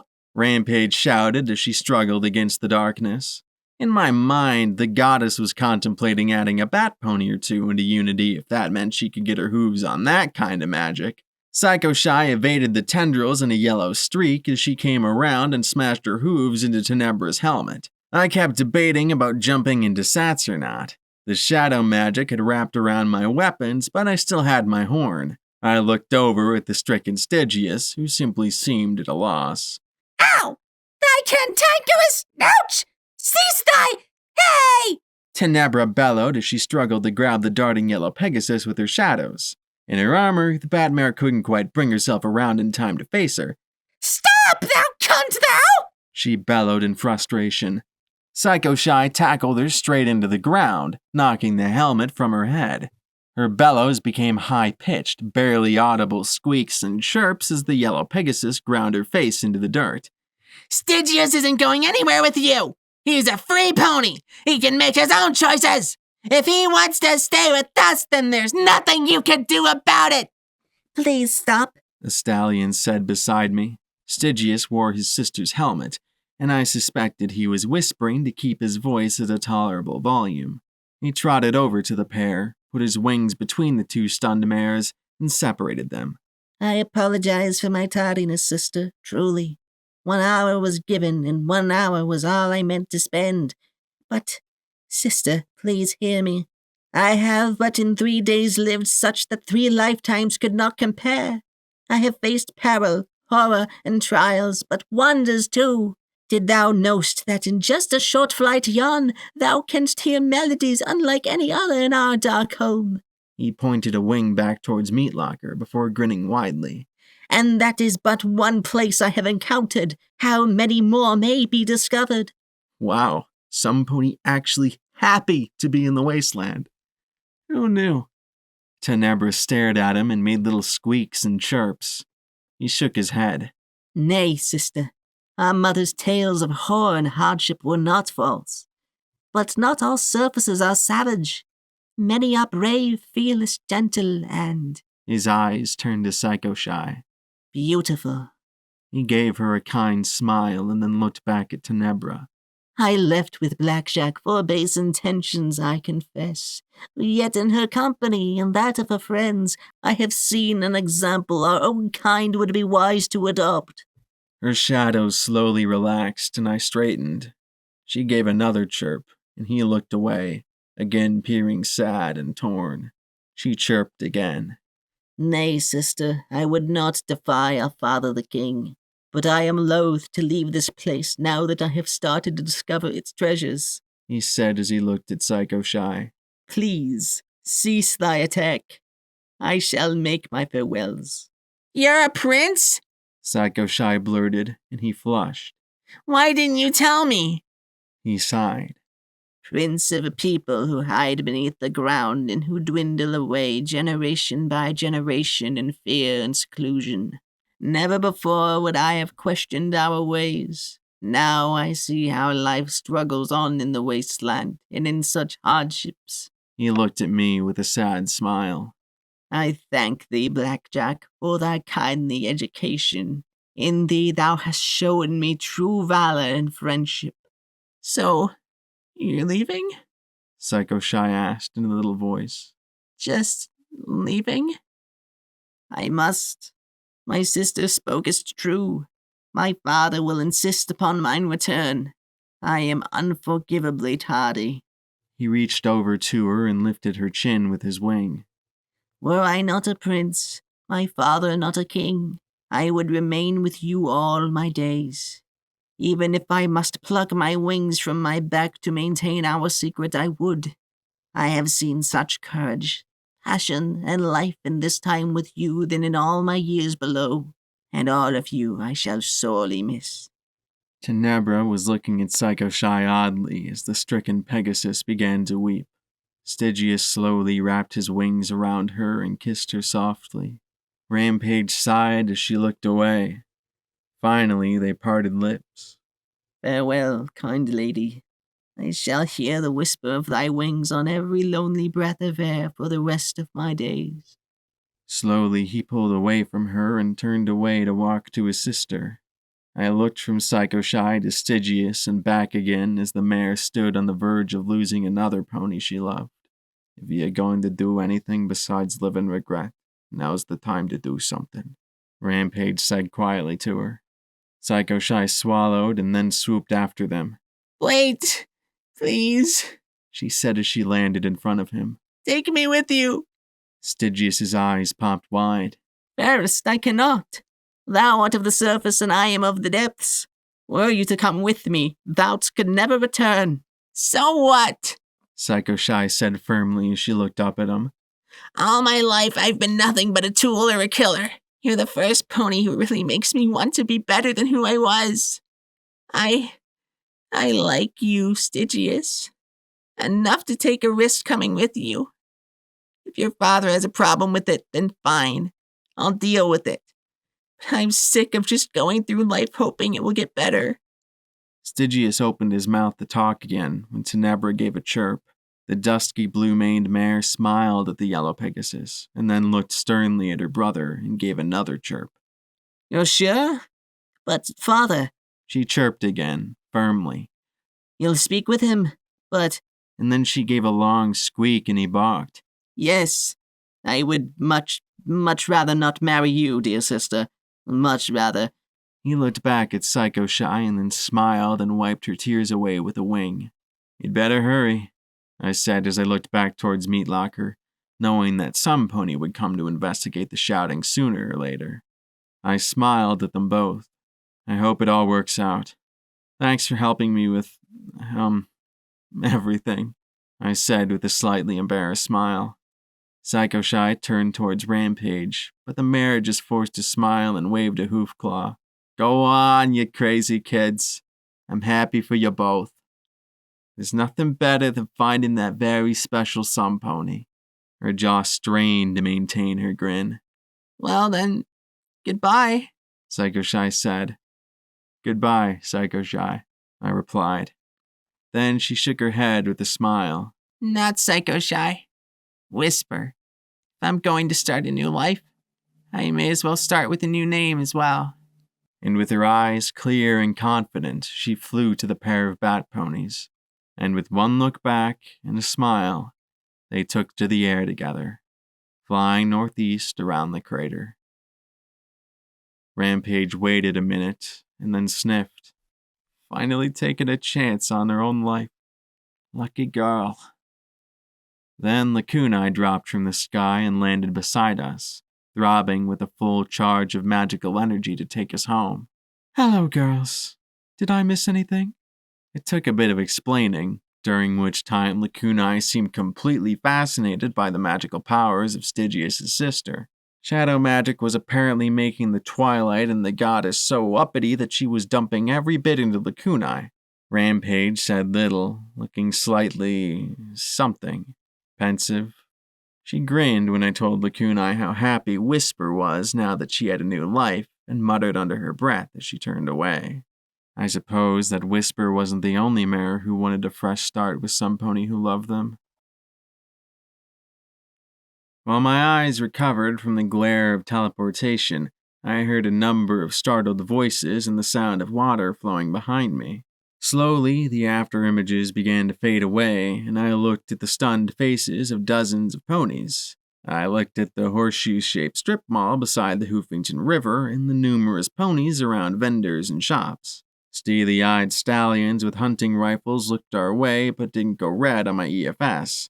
Strings of lights had been stretched between the two arms of the strip mall, filling the plaza between them with a shattered rainbow.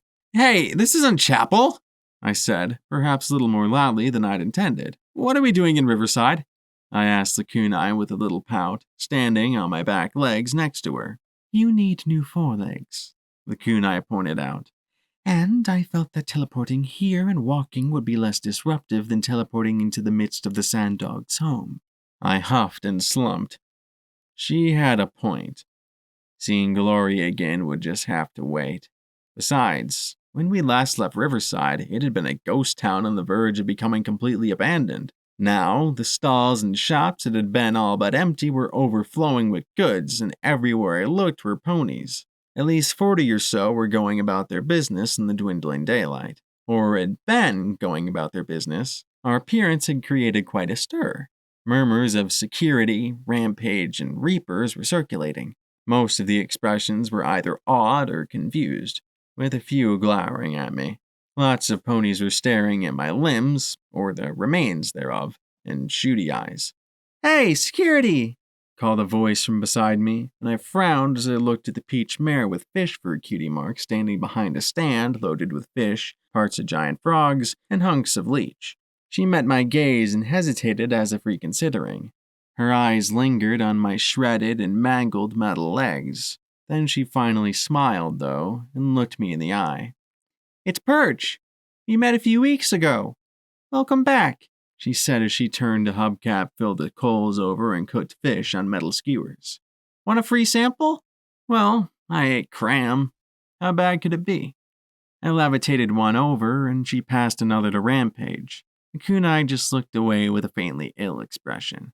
To be honest, the fish was absolutely delicious, though I didn't think Perch expected me to eat it bones, skewer, and all. The others were looking at the shops curiously. "I will go find Rover," the Kunai said. "You can stay here and talk with your friend." He knew the alicorn from Ten Pony, so there was little chance of a problem with the meeting, hopefully. Rampage finished her roast eel, belched, and trotted over to walk beside the alicorn. It looked fine. It looked like, for once, I wouldn't have anything to do. It left me feeling a little uneasy, but I was curious about what had brought about this turnaround in the town. It couldn't be because of me. It just couldn't. "Where did all these people come from?" I asked the peach fishermare. "Amazing, isn't it?" Perch said in glee. "Lots of these folks are from outside Hoofington. When those dogs started trading, they had, well, everything. Everything we could ever hope to swap. And they love my fish." The mare was nearly dancing in her joy. "Once we had the salvage, the trade caravans started coming really regularly. We actually have some traders planning to go from here to Manhattan to Dice. Can you imagine?" she said as she hopped on her hooves. "Chems from Flank, bullets from Megamart. We're getting food from the river and trading it with the Society for Vegetables. It's amazing. And it's all thanks to you. I felt a little dizzy. Was this sort of the opposite of Yellow River? I never really expected to ever see any pony really happy to see me. Trade will save the wasteland. It was astonishing how simple economics kept civilization going. You don't have many harbingers here, do you? She snorted and rolled her eyes. Those Hoofington Rises freaks? Nah, they'll only give you free stuff if you join their wacky cult. We don't need that garbage. She pointed over the huge towers across the river. I mean, their latest line is about how the Corps destroyed Hightower, blasted it to pieces.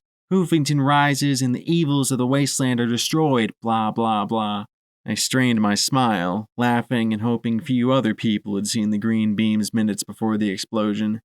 Every pony knows that it was just that damn bomb going off. We don't have time or the need to bother with nonsense like that anymore. We got ponies working to clear debris, ponies working to bring in more fish, ponies trying to fix up more shops. It's a real town again. It surely is. An old Earth Pony stallion chuckled, pushing through the crowd. The lemon-yellow keeper grinned at me with that look that inexplicably drew a blush to my cheeks as he tugged down the brim of his floppy beaten hat.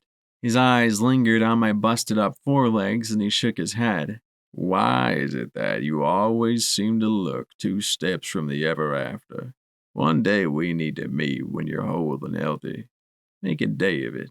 He grinned at me. Still, you're better off than when I last saw you. His eyes settled on my legs and the smile faded, and all the wistful look crossing his features. After a moment, I realized that maybe he was recognizing my limbs from their previous owner. Then he shook his head, though, and said calmly, I hear tell that you've been running like a mad hellhound all over the East, Security. Yeah, pretty much, I replied with a sheepish little smile. Then I blinked and levitated out vigilance and my revolvers. Do you have any parts for these? He whistled through his teeth as he took duty and admired it. Maybe. Looks like the action's worn. He waved over one of his Brahmin and dug around in one of its packs, taking out another battered, less fancy-looking revolver. There. You should be able to cannibalize the parts off it. A little impromptu trading, and I had enough to repair the 3 weapons. After raiding the Hightower gun vault, I had enough guns to trade for the parts.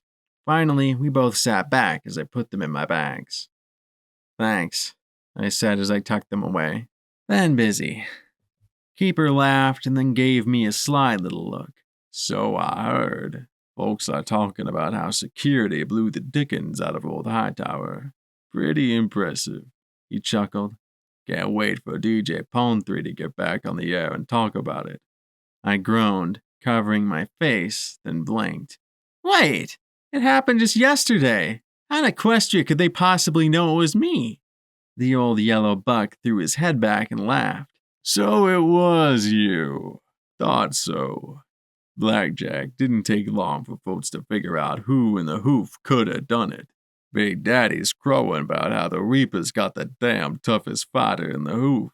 I think that old bastard is thinking of adopting you or something. The Flashers are practically ready to become your own personal gang. The Collegiate's probably going to name you an honorary doctor or something. Great, I said with a roll of my eyes. Dr. Blackjack. I'd probably kill whoever I tried to heal. Gunshot wound, amputation. Broken leg, gunshot. I sighed, shaking my head. I just want to get home. I should never have been crazy enough to leave Glory. Oh, your lovely one-winged mare friend? He chuckled, stroking his little garlic bulb of a beard with a look that belonged in a stallion half his age. Really, I didn't think he had a chance. He quickly added, as if I were offended, I don't mean anything by it, of course. Then he leaned towards me a little. So, how did you get the Corps to shoot Hightower and blow it to smithereens? 'Cause that's a story I'd love to hear. I sighed, looking out across the river for a minute. You know those harbingers? Well, they're right about one thing. There is something stirring in the Corps, and it wants this. I tapped the cover over my pit buck. There was a ghoul. Freakiest thing I ever saw. Big as a skywagon. That was about to eat me. Whatever the damn thing is that's running the core, it blasted the ghoul to keep it from destroying my pit buck. 10 minutes later, the balefire bomb blew. Totally unrelated, really. Well, rut me twice and call me Sandy. He looked a little bemused and slightly sympathetic. Still pretty impressive, though. And what were you after in Hightower in the first place? Just following a wild goose, I said, and I nearly got cooked in the process. Sorry to hear that. I could tell he wanted more specifics.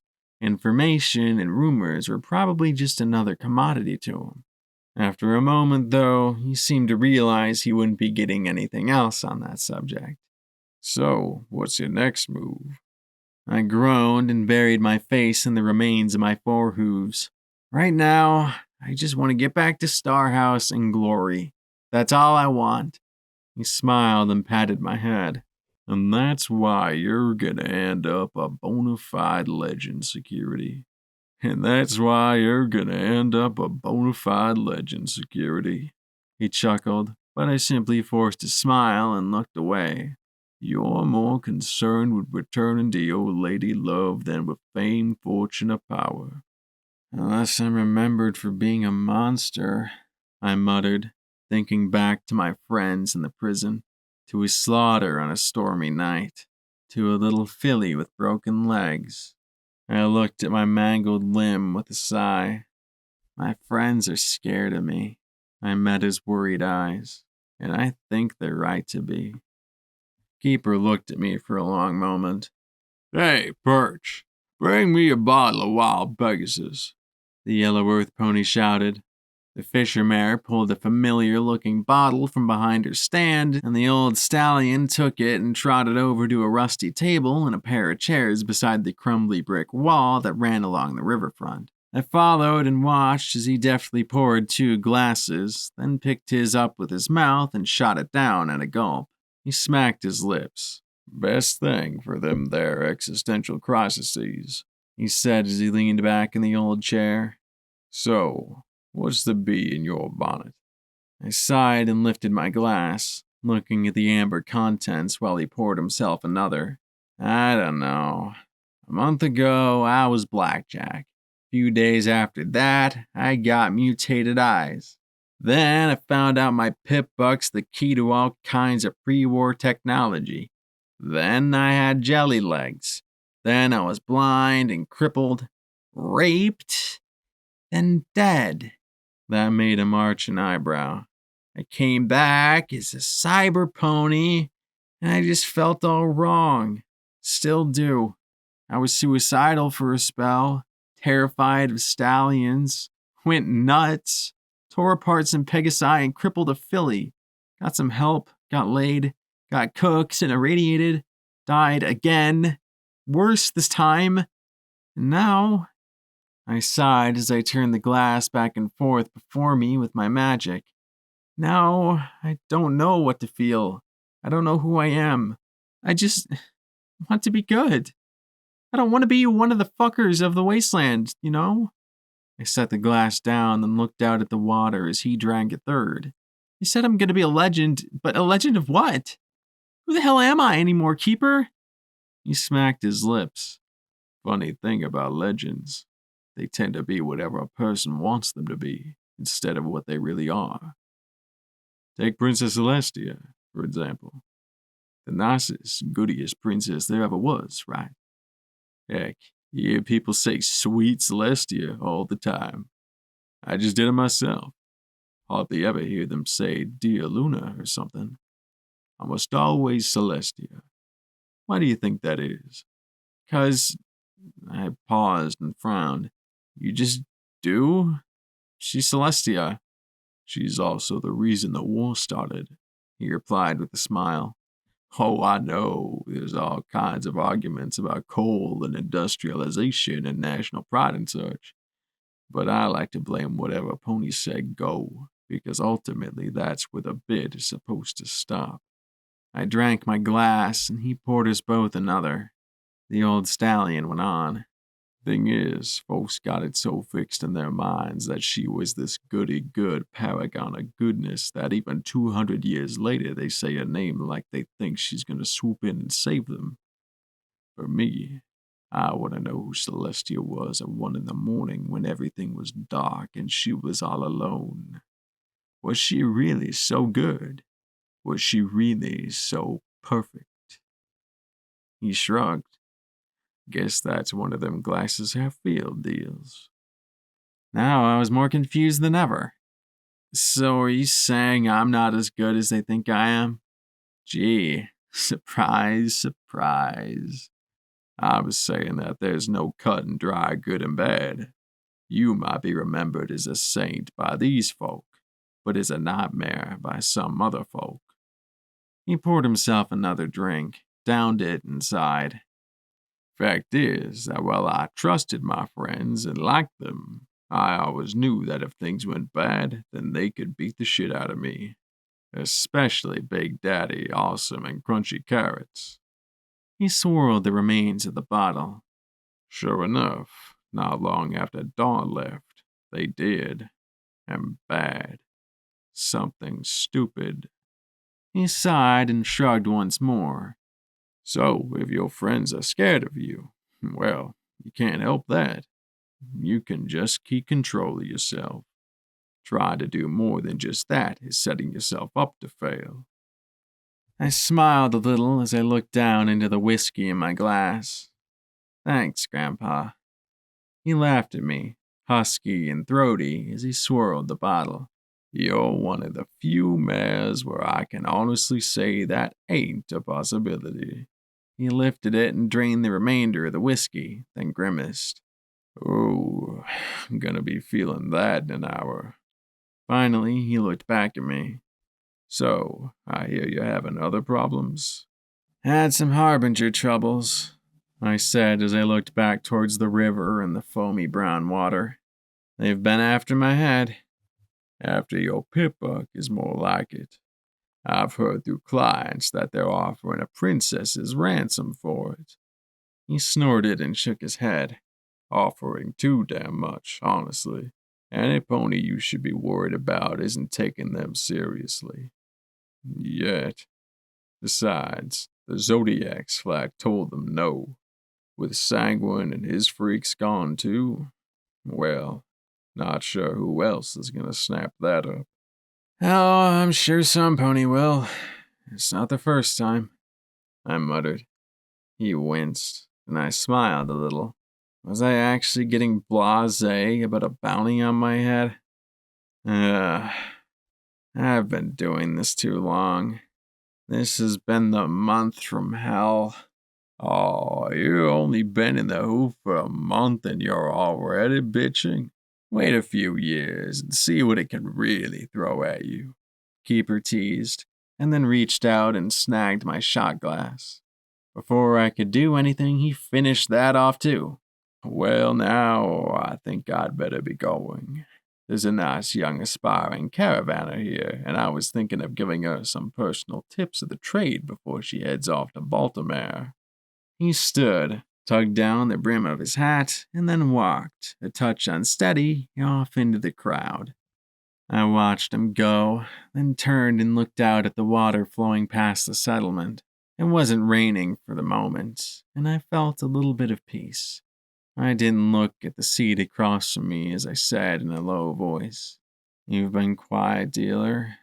Both back with Boing, and now. The pale buck shuffled his cards as he sat in the seat that Keeper had vacated. Why go through all the effort of contact when others do a job for you? He asked in return. Does it make you happy, seeing this place you helped? A little, I admitted.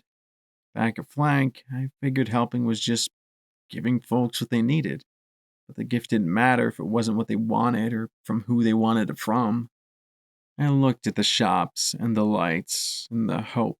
The energy was infectious. And I'd helped with that, putting Rover in a position to trade with Riverside.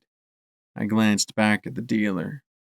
So Boing tears me down and Keeper builds me back up again? Is that the deal? I guess.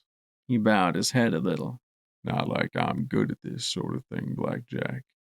Being stuck in a stable mainframe for 2 centuries doesn't do much for one's people skills. And why do it? I asked, and he closed his eyes. I leaned towards him, trying to prop my chin on my mangled left leg. The old, pale buck looked at his cards.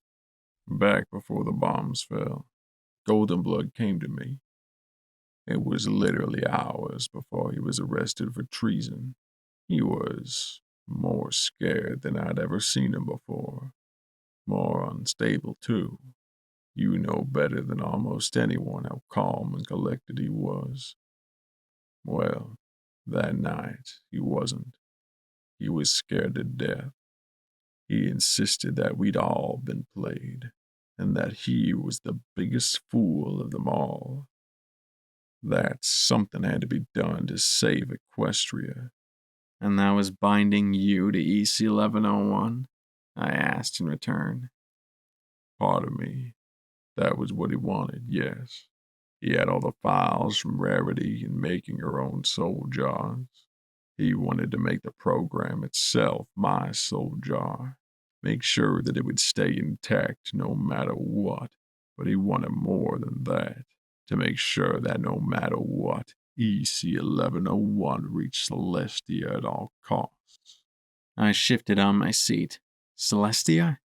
I remember how coldly he dismissed her, cutting her off from the kingdom entirely. Why? He didn't say. He said that EC 1101 would have to get to her. He shook his head slowly, closing his eyes, and then continued with great regret. And I told him no. I think I might have killed him then. He left to find Trottenheimer. Said Trottenheimer had made something for him to deal with something bad. But then half an hour later I was stunned and woke up in an interrogation room. Luna was there. I was Golden Blood's assistant. They questioned me for I don't know how long. Luna asked me if I wanted to prove my loyalty, and I said yes. Wait, Luna put you in EC 1101? But why? How did she know how to do it? I gasped. I don't know. Maybe Rarity told her. It was my chance to prove my innocence. They'd split my soul so that it wouldn't kill me. Luna told me that if anything happened to Equestria because of Golden Blood's betrayal, I was supposed to find a worthy heir. Some pony with the strength to save the kingdom and the intelligence to do what's right. He looked at me with a tired smile. So far, you're the best candidate I've found. I didn't know if I should be flattered or horrified. I was settling on baffled. So, EC 1101's routing is doing what? I asked, now completely confused. I don't know. It's got its own thing going, and I'm just along for the ride. I can help you access it and get past all the verification gibberish, but it's running its own program. Maybe it thinks Rainbow Dash is in Shadowbolt Tower. Maybe something else is affecting it. The only one left on the list is Horse. Maybe it's trying to get to Rob Bronco. I just don't know. Perch said, watching me with a concerned smile. Is everything okay? I realized how I must have looked, chattering to myself. Oh, yeah, sure. Just some heroic brooding. 'Cause, heroes. I gave a nervous grin that made her look even more worried. We brood. I quickly cleared my throat. What can I help you with? Need raiders ventilated, evil thwarted, just let me at 'em. Actually, she pointed a hoof at the empty whiskey bottle. I need you to pay for that. 20 caps, please. I gaped at her, then at the bottle, then in the direction Keeper had gone. But I only drank one glass. Why is Pony always breaking legs? Pony has good legs. Pony needs to take care of legs. Rover said as he fussed over my damaged limb with his tools. The sand dogs are doing better than I imagined. They weren't extending their modifications to other ponies yet, but the trade in salvage had brought in a wealth of gems and food for the beleaguered people. Their subway station was still a complete mess, but I gathered that was more because the sand dogs preferred it that way. Well, I lost one to keep from eating a balefire egg, I explained yet again, and that one was chewed up by an ultra ghoul. It could have been a lot worse. I levitated up a gem and popped it into my mouth. A nice fruity amethyst. The kunai and Rampage waited outside in the rain. My striped friend seemed more down than usual. I hoped that Lakunai would be able to help her. She'd helped Psycho and me after our troubles, but I wondered if maybe this was how she coped with her own problems. That and stomping things 6 feet underground. That left me alone with the old sand dog as he attached a new foreleg to my stump. I alternated between munching on scrap metal and gym fragments and the occasional smoked fish stuff, which was probably tainted, but meh. Honestly, how much worse could I get? Pony should be more careful, He muttered as he trotted over to a terminal, brought over plugs connected to several wires, and began attaching them to sockets hidden inside my remaining limbs. Dogs work hard to get you best parts. Should not damage them needlessly. The components he'd used to repair and rebuild my legs were ugly, ungainly things. I wondered if he was giving me deliberately bad-looking parts as a further try at getting the point across. Believe me, after what I've been through, I wouldn't be alive if it wasn't for your work. I tried to get my fingers to work on my mangled left limb, then scowled and just lifted the limb and extended my thumb with my magic. You were right about thumbs. These things are amazing. Told, Pony. He snorted before walking over for even more cables. How much wiring up was he going to do? Rover told Stripe Pony, but she say hoof for Pony. Rover say thumbs better. Dogs win. He grinned and began typing on the terminal with far more speed than even P-21 or Xanthi. Rover enjoy making Pony's body. Good parts. Good looks. Like old times again. Then he pointed a finger at me. Is why Pony should take care. I know, and I'll try harder. I pressed my mangled hoof to my chest. I solemnly swear I won't intentionally break my limbs on any enemy smaller than a house. Cross my heart and hope to fly, stick a cupcake in my eye. The little pink pony in my head nodded primly. He snorted with what I suspected was disbelief. This take while. Must make old repair talismans fix new parts like old. Make all same system, or limbs not work right. And he was getting even more cables. How did you get trained to do this? Trained. He seemed to find the word both offensive and amusing. Dog not get taught this trick. Dogs get first metal parts. I make sure I watch procedure. I steal papers and books. Finally, Pony need assistant. I make sure I be assistant. I pay attention and make sure when other sand dog fixed, I do the fixing. Pony happy to let dog work on dog. Give lots of parts. He chuckled throatily. But dog cleverer than Pony. Dogs dig tunnels, yes. Work with much machinery. Learn to make tools and machines to fix problems underground. Learn to make parts for dogs. He sighed softly, his remaining ear drooping. Other dogs not learn, rather scavenge. Mate. That Rover fix dogs. Rover hopes some dog learn soon. Rover is old dog. Too tired to learn new tricks. Have you thought of teaching a pony? I asked delicately. He snorted at once, and I quickly added, I mean, there's triage at the collegiate. They have all the steel pony files, too, from the professor. Rover not want dogs to forget. He grumbled. Maybe, if I teach dogs too. Fifi, maybe. He snorted again and shook his head. Not important now. Fix you up. As he came over with yet another cable, I huffed. Jeez, how many more wires do you need? The old dog's muzzle split in a grin. Silly pony. Is not wire, He said as he lifted the tube. is catheter. I had to admit, once he got underway, I was glad for that little tube, despite the goddess's amusement at my embarrassment. Rover reached over and did something, and like that, I stopped. I couldn't even move my jaw. The muscles just strained against it. Something in there, maybe the part of me that let me eat metal, apparently being locked up tight. Some experimentation revealed that I could still move my tongue, tail, ears, and eyelids, and that my magic still worked.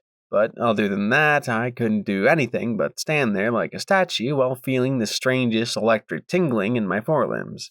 And this was going to take all night.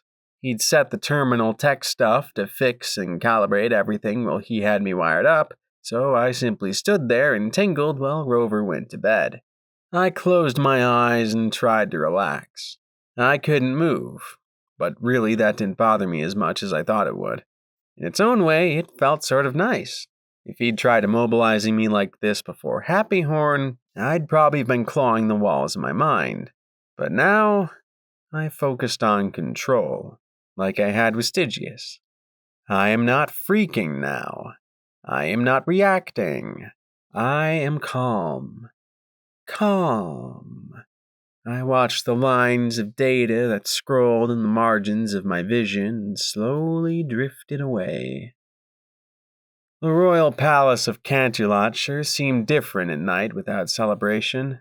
The looming ministry hubs along Ministry Walk were still relatively lively, but few of the great pale marble structures' stained glass windows showed signs of light and life. While Canterlot bustled about its social affairs, its heart was dark and still. I slowly approached the main gates, looking at the shadowed recesses above with a careful eye trained to find targets. Most ponies would have missed the lurking bat ponies of Luna's guard watching from on high. During the day, the palace was all unicorns and pegasi in brightness. During the night, I wondered if those daytime unicorns and pegasi really were what they appeared, or were they enchanted night guards made to look like those races? Just one of the countless rumors about the palace and its ruler. "Halt! Who goes?" boomed a voice from beside the gate, and I fell back at once, gaping at the hovering stallion above me. The handsome night guard made a face and tapped a gem on the front of his armor before landing in front of me. Sorry, only supposed to use the royal voice with the tourists. He reached the tip of his wing around and winced as he twisted it in his ear canal. Ooh, there's a doozy on my ears. Lionheart, muttered a mare who stepped out of the shadows next to him. Thou art supposed to use the... Oh, stuff it, Night Racer, Lionheart said with a snort. That's fine for formal occasions, but honestly, no pony talks like that anymore. You'd have to be half crazy to talk of the time in the royal voice. Even the princess doesn't talk that way. Save it for the tourists. He looked at me kindly and extended a wingtip, while the dusky purple mare glowered at him. I hooked it with my foreleg, and he pulled me to my hooves. So, you have an invitation, right? I blinked, then pulled the white envelope from my saddlebags and slid out the folded piece of paper. He flipped it open with his hoof, the dusky stallion frowning as he scrutinized the invitation. Psalm. Meeting with Eclipse. Well, it looks about right. Still gonna need to confirm, though. Procedure. May I see your hoof, please? He pulled a long silver needle from his armor. I balked, looking at his pleasant smile and then at the glowering mare. A peek revealed two more bat pony stallions standing silently behind me. I had a feeling that saying no was going to earn me even more trouble. I held out my hoof and winced as I was jabbed with the needle. He drew one drop of blood and let it drip on the paper. Instantly, the entire invitation began to glitter with bright red sparkles. That's unicorn blood, all right. This way. He led me into the palace. Despite the dark windows, there were ponies trotting around on quiet hooves. Guards, certainly, but also others. Ponies who averted their eyes and halted their conversations as we trotted past. A hush seemed to envelop everything. Do you have to do that often? More and more these days. There's more than one way for a zebra, or other things, to hide their appearance. Regular visitors have blood talismans to speed things up. They also don't use the front gate either. I looked at the dark windows, the normally bright glass images now menacing abstract shapes. I don't know why I'm here at all. I've never met this eclipse.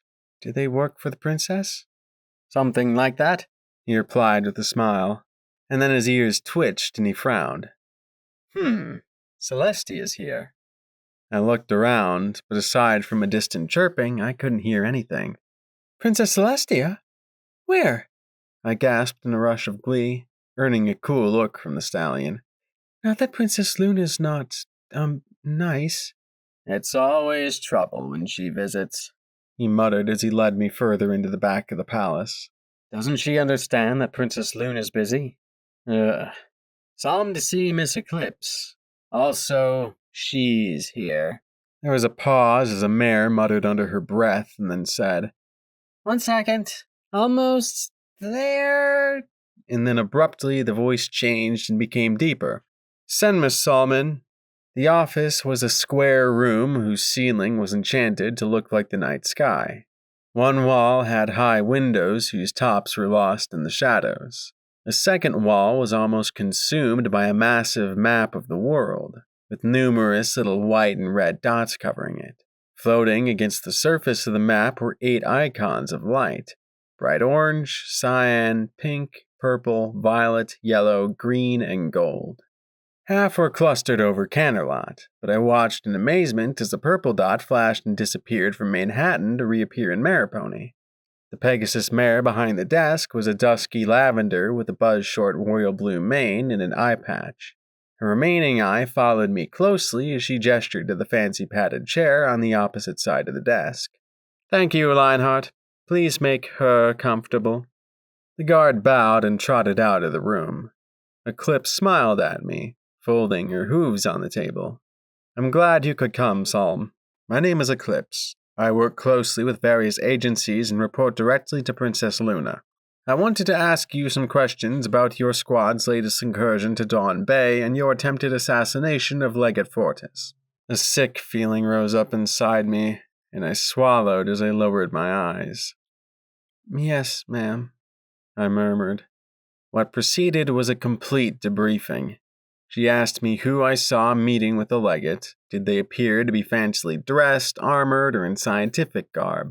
When I was planning my shot, what other activities were going on in Dawn Bay? Was there increased construction? Was the legate fortifying his troops, building more war infrastructure, or wasting resources on increasing the luxury of his own living quarters? Every question the Pegasus seemed to think and consider, often smiling to herself and tapping her chin thoughtfully.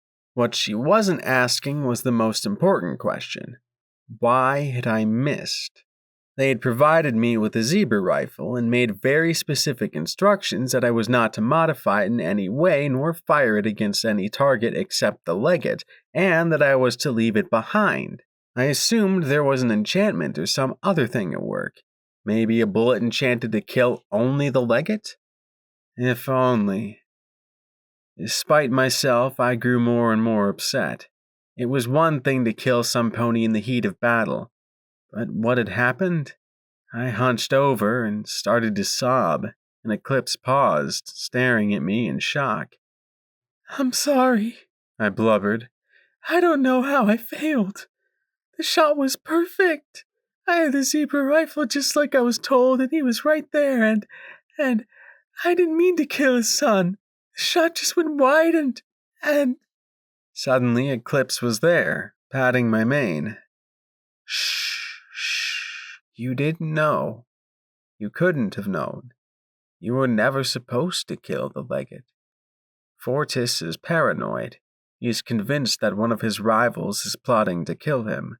He'll waste months improving his guard and purging his own ranks of suspected traitors. It was just bad luck his son had been standing right beside him when you fired. But she didn't say it like it was all that bad. In fact, she looked downright pleased with the results of my miss. The sights on the zebra rifle had been tampered with, and I knew that your squad wouldn't have tried as hard as you just to miss a shot at the legate. So it had been for nothing? The raid into Dawn Bay had been a harrowing affair, struggling behind enemy lines to find a shooting position before waiting for days to learn the legate's daily routine well enough to find a window of opportunity. Then, finally, getting the opportunity to take the shot, the zebra colt falling instead, the bullet through his eye. The escape had nearly cost us all our lives, and only Big Macintosh had kept us focused enough to be extracted by Rainbow Dash. All just to put a little more fear into one of the enemy generals? I'm damned, I whimpered. No, Eclipse frowned in thought. You acted on the orders of the princess. I'm sure that your soul can be absolved in service to the princess. I know she'll forgive you. She will? I sniffed, rubbing my eyes. I'm sure of it, Eclipse said with a firm nod and smile.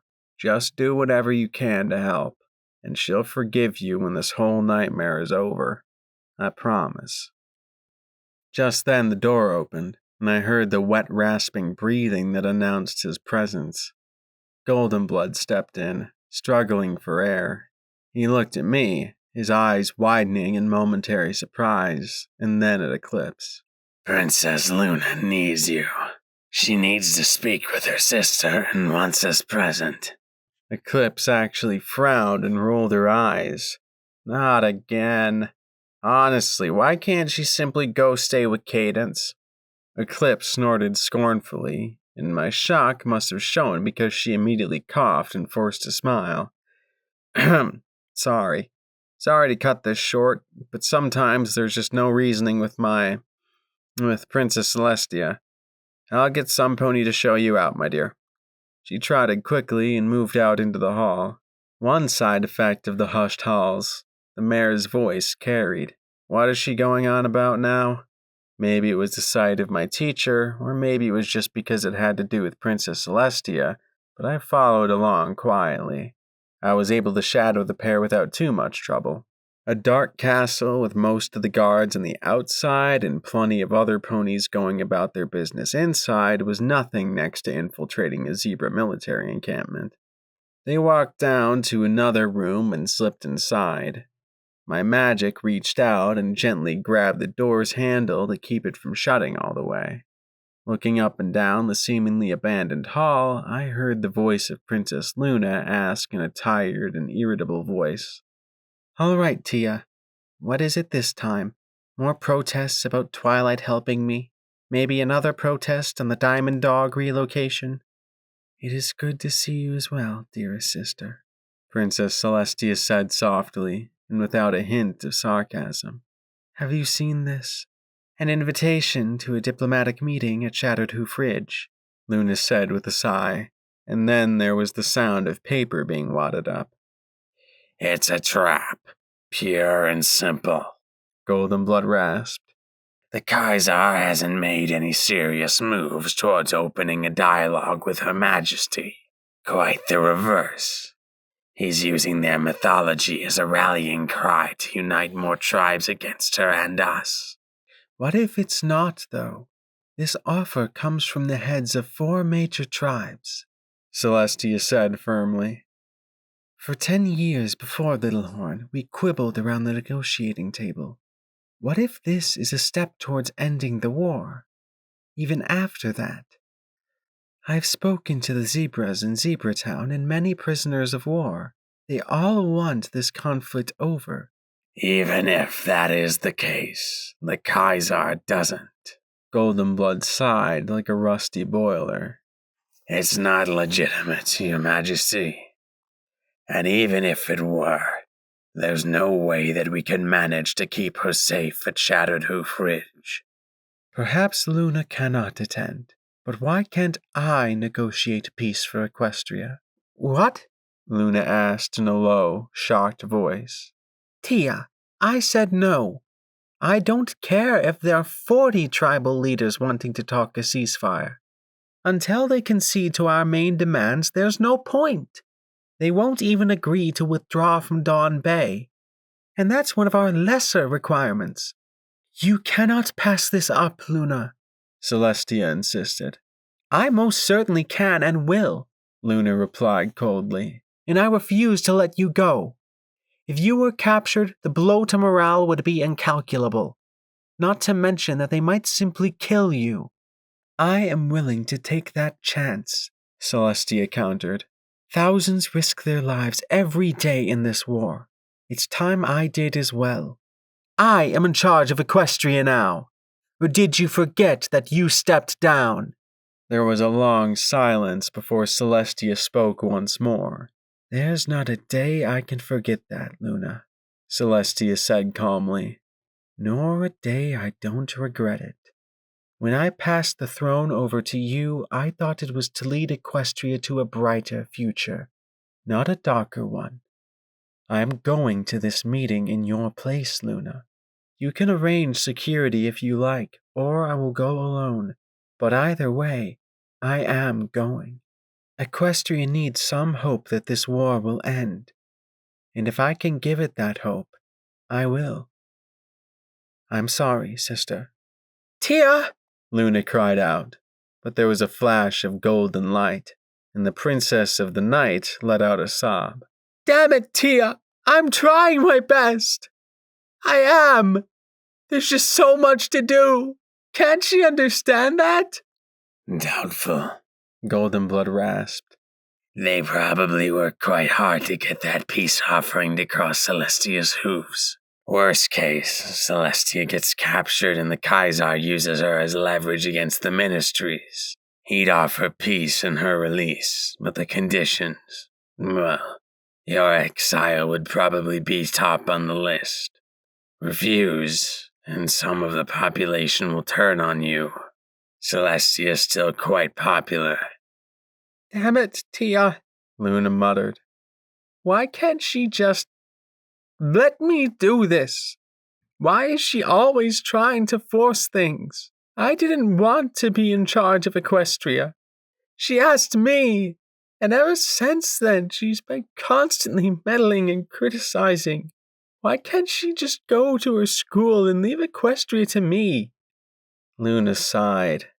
I don't suppose I can just lock her up, can I? Only if you want a full-on revolution on your hooves, led by Twilight and her friends. I've tried my best to keep their interactions to a minimum, but she was Twilight's mentor. Those bonds sometimes go deeper than you ever expect. Goldenblood let out a rusty sigh. What's the best case scenario? Luna asked. They kill her, Goldenblood replied. I felt an electric tingle paralyzing me. Ha ha. Very funny, Luna muttered sarcastically. Then she paused and said in shock, You're serious? Golden, she's my sister. Captured, she'd be a lever against you and, by extension, Equestria. Killed, she'd be a martyr for the war effort. Recruitment would probably double, if not more. There'd be no more interference to your rule, and the aristocrats would fall in line behind you. Better, several tribes of zebras revere Celestia as an embodiment of the sun. Killing her would turn them against the Kaiser. We might even sway portions of the Propoly to break ranks. That could completely cripple their war effort. He paused, and then added, Of course, the cost would be unthinkable.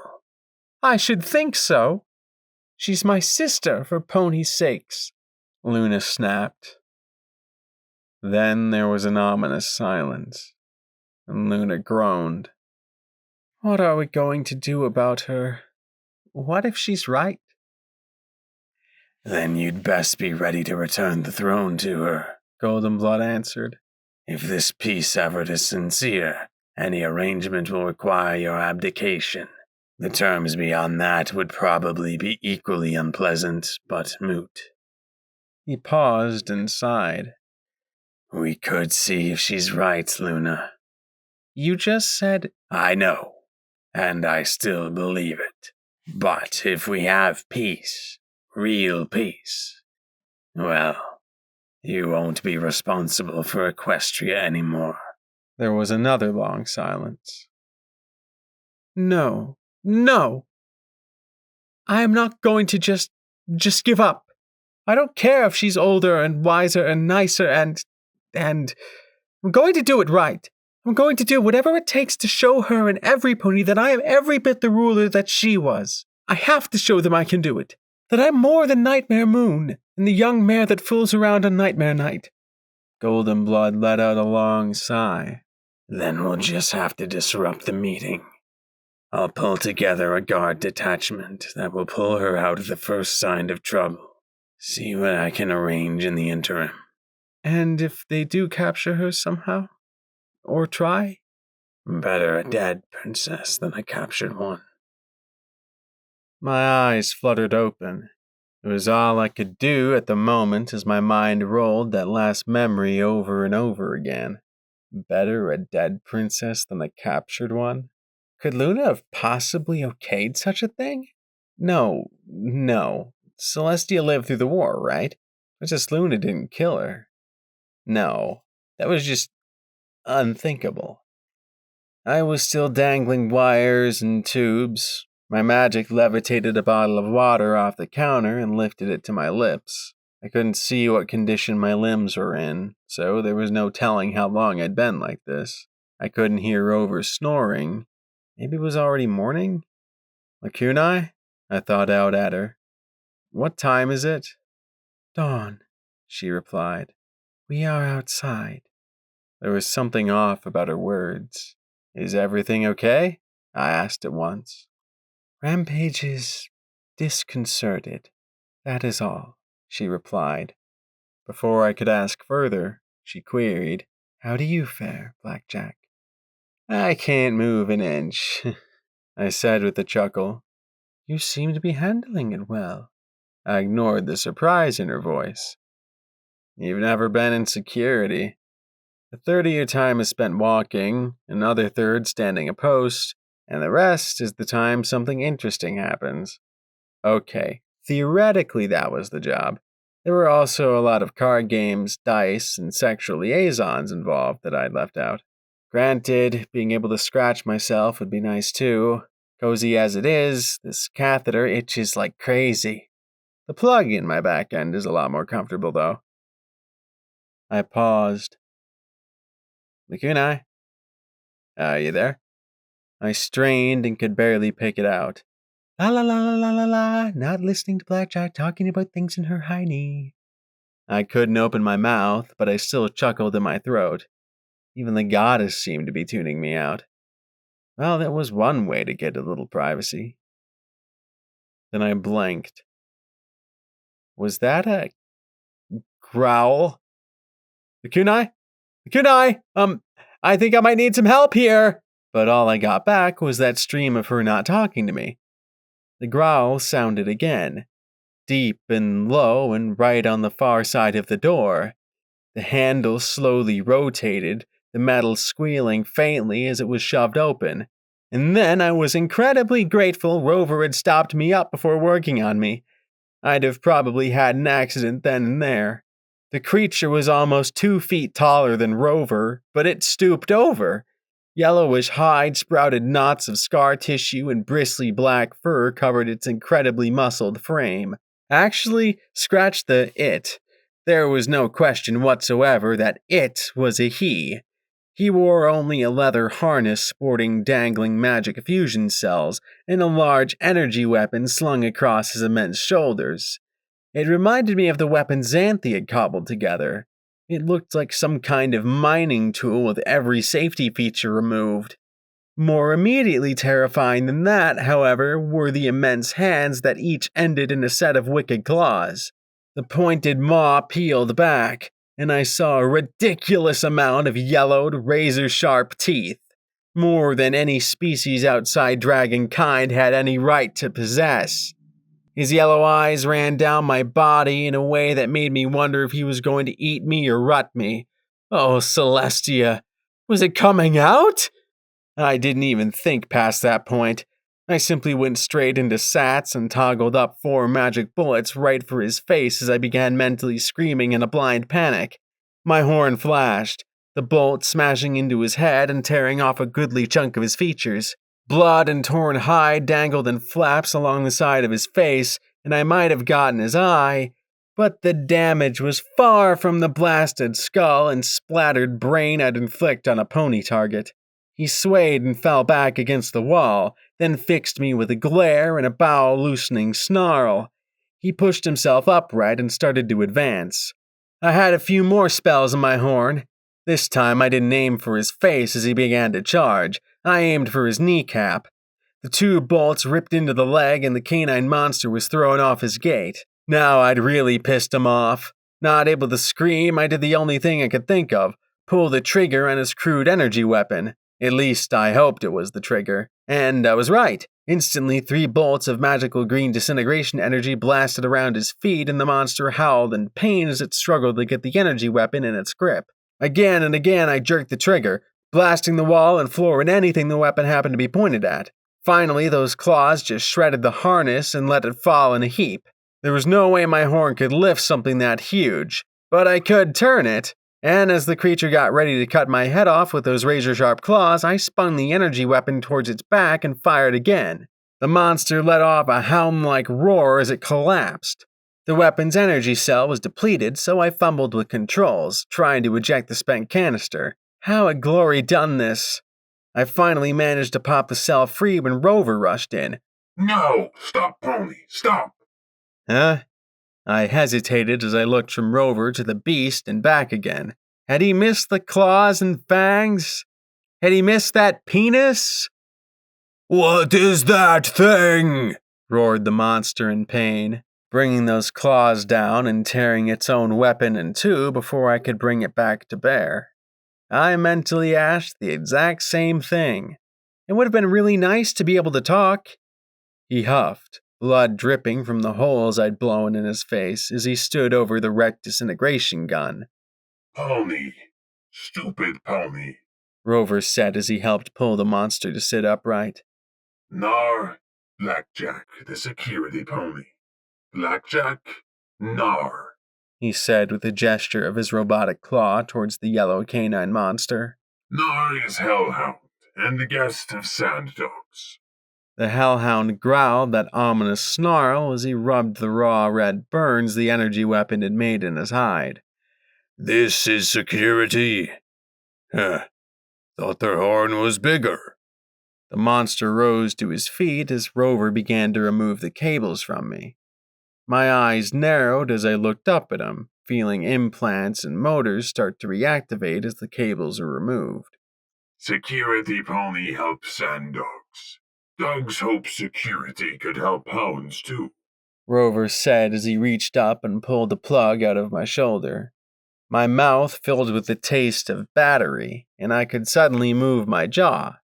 Not shoot hound just because hound is scary. Little mare is tough, that is for sure. Nar growled as he picked at his fangs with the claw. I take it you've never seen us before.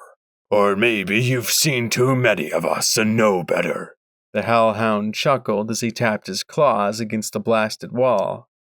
The first one, I croaked, and floated the bottle of water over again and took another drink.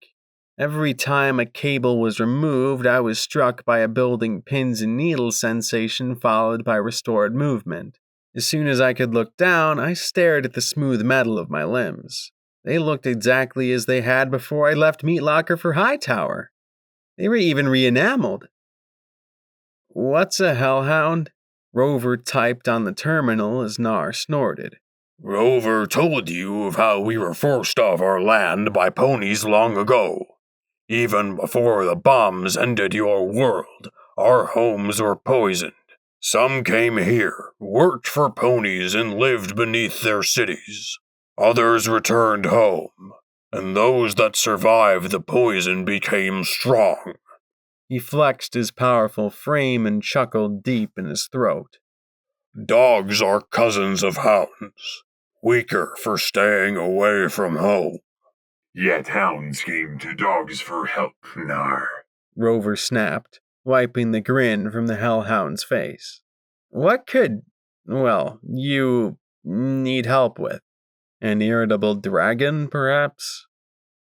Nar grumbled and crossed his arms. Do you know about the flying pony's security? Do you mean Pegasi or the Enclave?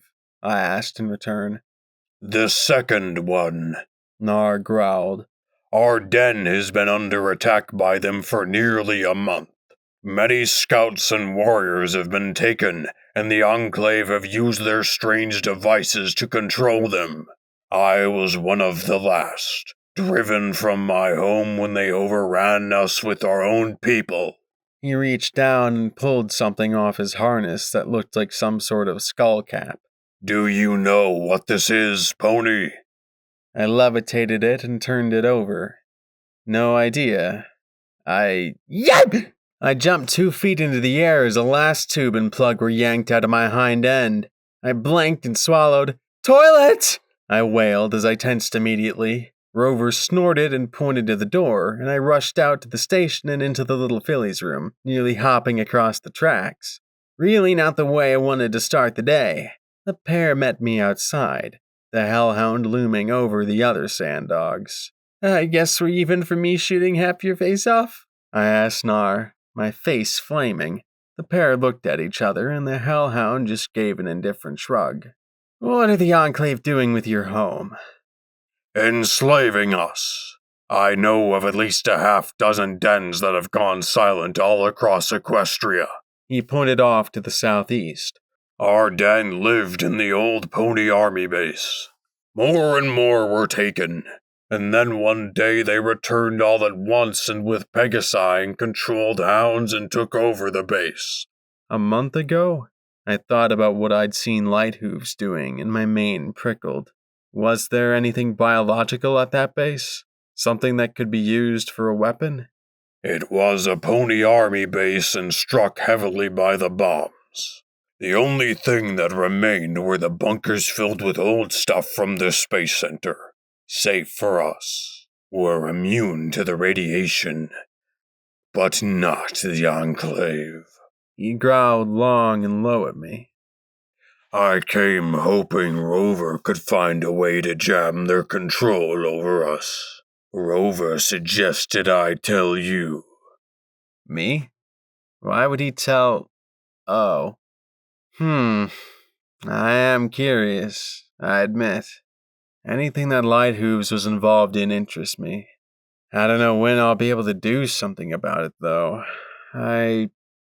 Crap! I whirled towards the east. Thank you, Pippa Compass. Paradise! I completely forgot to clear Paradise of Red Eye's forces. Damn it! I was just over on the east side, too. I sat down hard, glowering at my oversight. Nar rubbed his chin and chuckled. Busy pony. Well, Rover can keep working. And if you get down that way, maybe you can stop them. Or I will, if Rover can figure something out. I had to admit, someone solving their problems without my help was refreshing. Why, if this kept up, then I'd be out of a job and could retire. Yeah, right. It took turning off my limbs just to get me to sit still. Well, I'll remember it. If Lighthooves wants something in that base, I'd like to know what, I said with a sigh and a smile. Right now, I'd really like to just get home. My ears wilted a little as I gave a sheepish smile. I've got my friends waiting for me. Very well. Do not break legs, pony, Rover said as he tapped his metal claw against my nose with every word. Pony breaks legs again and Rover start charging money to fix, he said with a scowl. Oh? So begging wouldn't work? I threw myself at his feet. Please fix me, Rover! Please, please, please, please, please! I squealed as I beat my rear hooves and hugged his leg, sticking out my bottom lip. Nar whimpered and covered his ears, but Rover just grinned. Whine all you want, pony. And he tapped the side of his ear. Dog ears cut out feedback. Rats. I pouted and then rose my hooves. Well, I'll have to think of something. I waved my hoof and smiled as I trotted for the exit. Rover muttered behind me. Dog bet hound half a Brahmin pony is back in 2 days. Sure, Nar replied. And I glanced back to spot him shaking hands with Rover as I trotted for the entrance. Just one question, though, Rover. Why do you keep talking like that? After leaving the subway station, I met up with the morose-striped pony. We were waiting for Lacunai to fly to the Myrmare crater and return, but I really wanted to walk right now. After losing the use of 2 limbs, I reveled in full mobility. I trotted in circles on my hooves, danced, pirouetted, and hopped. The response time was better than when I'd gone into Hightower. I popped out my fingers and worked each and every one. Even my breathing felt smoother. A heartbeat would be nice right about now, though. Could Rover make some kind of thudding implant that corresponded with pump rate? I'd have to ask him next time. Rampage sat off to the side with her head low, pink eyes troubled as she muttered to herself. I looked in the direction Lacunai had gone and thought at her. Is she going to be okay? I'm not sure, Lacunai thought back. She is very distraught. She questions herself now. Her motivations and desires, her fears, her mistakes, everything. I walked up to Rampage and gave her flank a nudge. She glanced over, and I tried to give a consoling smile. I know I have absolutely zero right to say this, but my advice is to try not to think about it. Yes, listen to the Queen of Denial, because it's worked so well for me. You'll be able to stop worrying about who you are and just be yourself. Thinking about it will just drive you crazy. Yeah, the question is, how do I stop? Rampage asked. Do what Blackjack does, Lacunai said in my mind. Find the most dangerous place in the wasteland and charge right in. Get shot up and so caught up in fighting for your life that you can avoid thinking about things. Okay, I'm trying to do that, Les, I muttered, my cheeks reddening as we waited in the broken and blasted street. I hoped the alicorn wasn't loitering and enjoying the radiation. Her indignation answered my unvoiced suspicions. I sighed. Sorry. Does talking about it help? Not talking about it? I looked around for some red bars. I can try and find something to attack us. That at least made her smile a little. Honestly, helping you deal with all of your problems really helps me avoid dealing with mine, she answered with a small smile. I think it's the doctor in me, or maybe soft heart, or, I don't know. It's like, for as long as I could remember, I had no idea who I was. Fuck toy, loving partner, reaper. Psycho Shy was the same way when she realized Sanguine was just using her. Whisper, I corrected, and she rolled her eyes. Fine, Whisper. Big Daddy's gonna love that. She huffed and then looked off to the east. Point is, she found out who she was supposed to be, or wanted to be. So yeah, I'm a little jealous. If it weren't for you, she'd be just as miserable as me, and I could ignore my misery by helping her with hers. I patted her on the shoulder. Hey, it could be worse. I nearly killed a helpless monster hellhound and felt guilty about it. She looked at me, and I said, in my defense, I couldn't move and it had a penis the size of my leg. The girl's gotta be careful, right? Okay, only a small shiver. Progress. Is that why you blasted it? No, I said defensively as I stood and folded my forelegs behind my head. It was more all the fangs and claws and, yeah, big dick. I held my hooves out and her smile widened in amusement. So, if you can joke about it, are you over it? Did you work all that out? She asked with a little smile. Sort of. I think I'm back in control of that. Mostly, hope so. I was lying to myself. I'd always be a little on edge when it came to guys and sex. Though maybe if I knew him really well, I'd be fine. But I'm still trying. That matters, right? There was a purple flash announcing the kunai's arrival. Anything happen while I was gone? She asked as she looked at Rampage and me. Penises, Rampage said simply, but smiling. Monster dog penises, I agreed. The purple alicorn shook her head and sighed. Rampage grinned at me. If only the wasteland knew what security talks about when she's not being a hero. You should try what she thinks about, the kunai shivered. What? The plug was actually pretty cozy. La la la la la la la, not listening to thoughts, she began to say in my mind. So I thought exactly how things had felt. The kunai went even redder and finally blurted aloud, Sweet Celestia, stop thinking, Blackjack! Rampage and I shared a laugh as the alicorn gave a dignified toss of her head. You keep thinking that and you will be walking to chapel. Okay, sorry, I said, raising my hooves in apology. She nodded, trying to recoup her dignity as her horn began to flare with magic. Then I couldn't help myself. I added, I wonder where Glory can get another one of those. The pair disappeared, and I blinked, looking around the now empty ruins. The kunai? I looked around for a blue bar. Very funny, Lakunai, I thought at her. La la la la la la la, I suggest you start walking, la la la la la, she thought back. Somewhere in my mind, the goddess howled with laughter. Cheeks blazing, I turned south and started running. It was mid-morning by the time I reached chapel, slurping down another gem. The town now looked, well, like a town. The spire of the church was on its way to being repaired, and there were more structures being thrown up.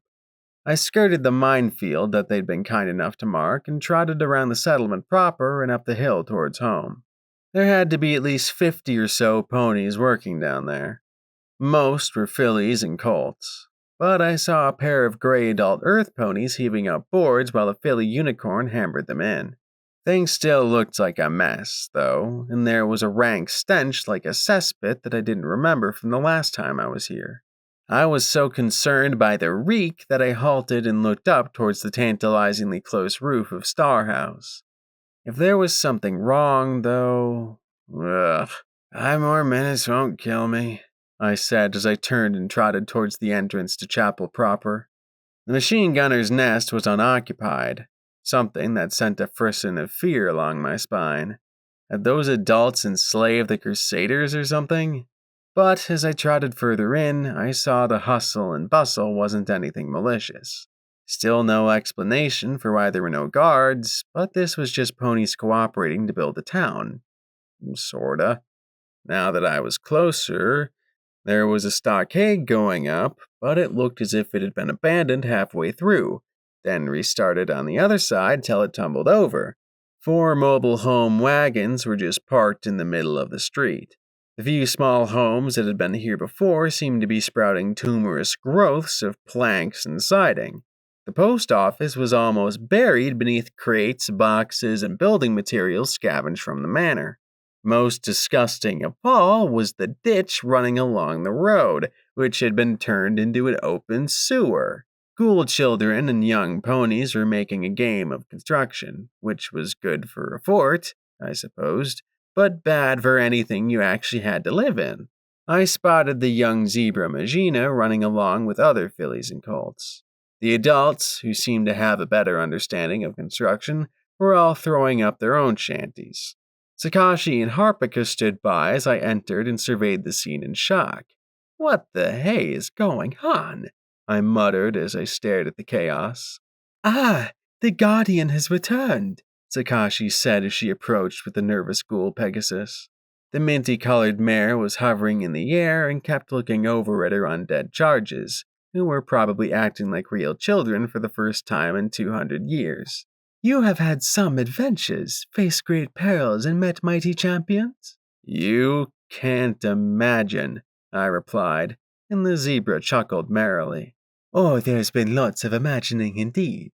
The mare grinned and gave my flank a nudge. But what matters is that you are well and happy. For how can you be happy if you are not well? And how can you care about your health if you are not happy? Okay, zebra weirdness. Gotta love it. Well, things sure look busy here, and smelly. I coughed, backing away from the ditch. Ah, yes.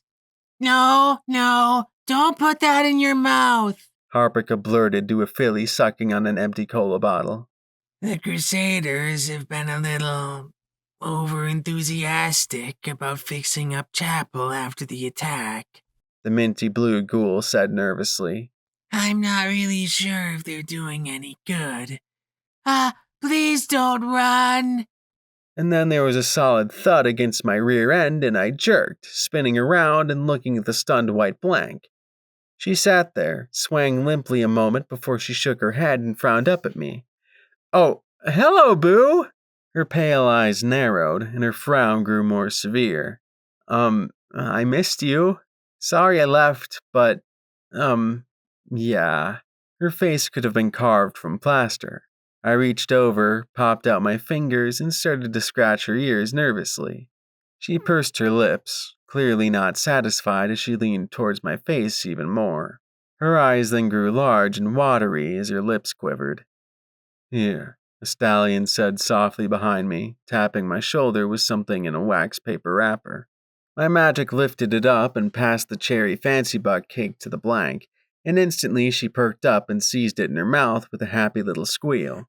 She turned away but paused and looked back at me over her shoulder. She then darted back and nuzzled my cheek before trotting off with her prize. You spoiled her, you know, the stallion said with a quiet little chuckle. Yeah, I guess I said with a smile, but that slowly vanished as I turned and looked back at the speaker. The shaggy blue mane was the same, as was the lighter blue coat. His frame was gaunt, though, and he sat as if a strong wind might blow him over. More than that, though, the eyes that looked back at me were those of a stranger, calm, serene, and no longer looking at the world like it was his enemy. P21? Even seeing his cutie mark, I wasn't entirely sure it was him. Nice to see you again, Blackjack. I heard you've been busy. Did you find what you needed? He asked with a kind smile. The smile of a pony who had done just that. Yeah. Some, I think, I said as I rubbed my mane. I shouldn't have run off like that. I should have stayed and... But he put his hoof to my lips. Don't start with that already. You did what you did. All that matters is if you're better for it or not, he said, patting my shoulder with his hoof. And your plan worked. The Harbingers didn't follow us far, and we haven't seen them at all here. You didn't miss much besides 2 or 3 days of detoxification. He gave a little shiver. Finally done with the treatments. And do you feel better? I asked in concern. Of course not. I feel like I've been scraped raw inside and outside. Glory says a lifetime of drug abuse in 99 probably did a number on my lifespan. If we hadn't been retired, we probably would have been dropping in a few years anyway. But I don't have the tension, the craving. The need's gone. It's like a huge weight off my back and off my mind. I could finally think clearly again. He then looked over at an approaching filly with heaps of scrolls poking from her saddlebags. So I've been focusing on better things. Can you believe it, Daddy?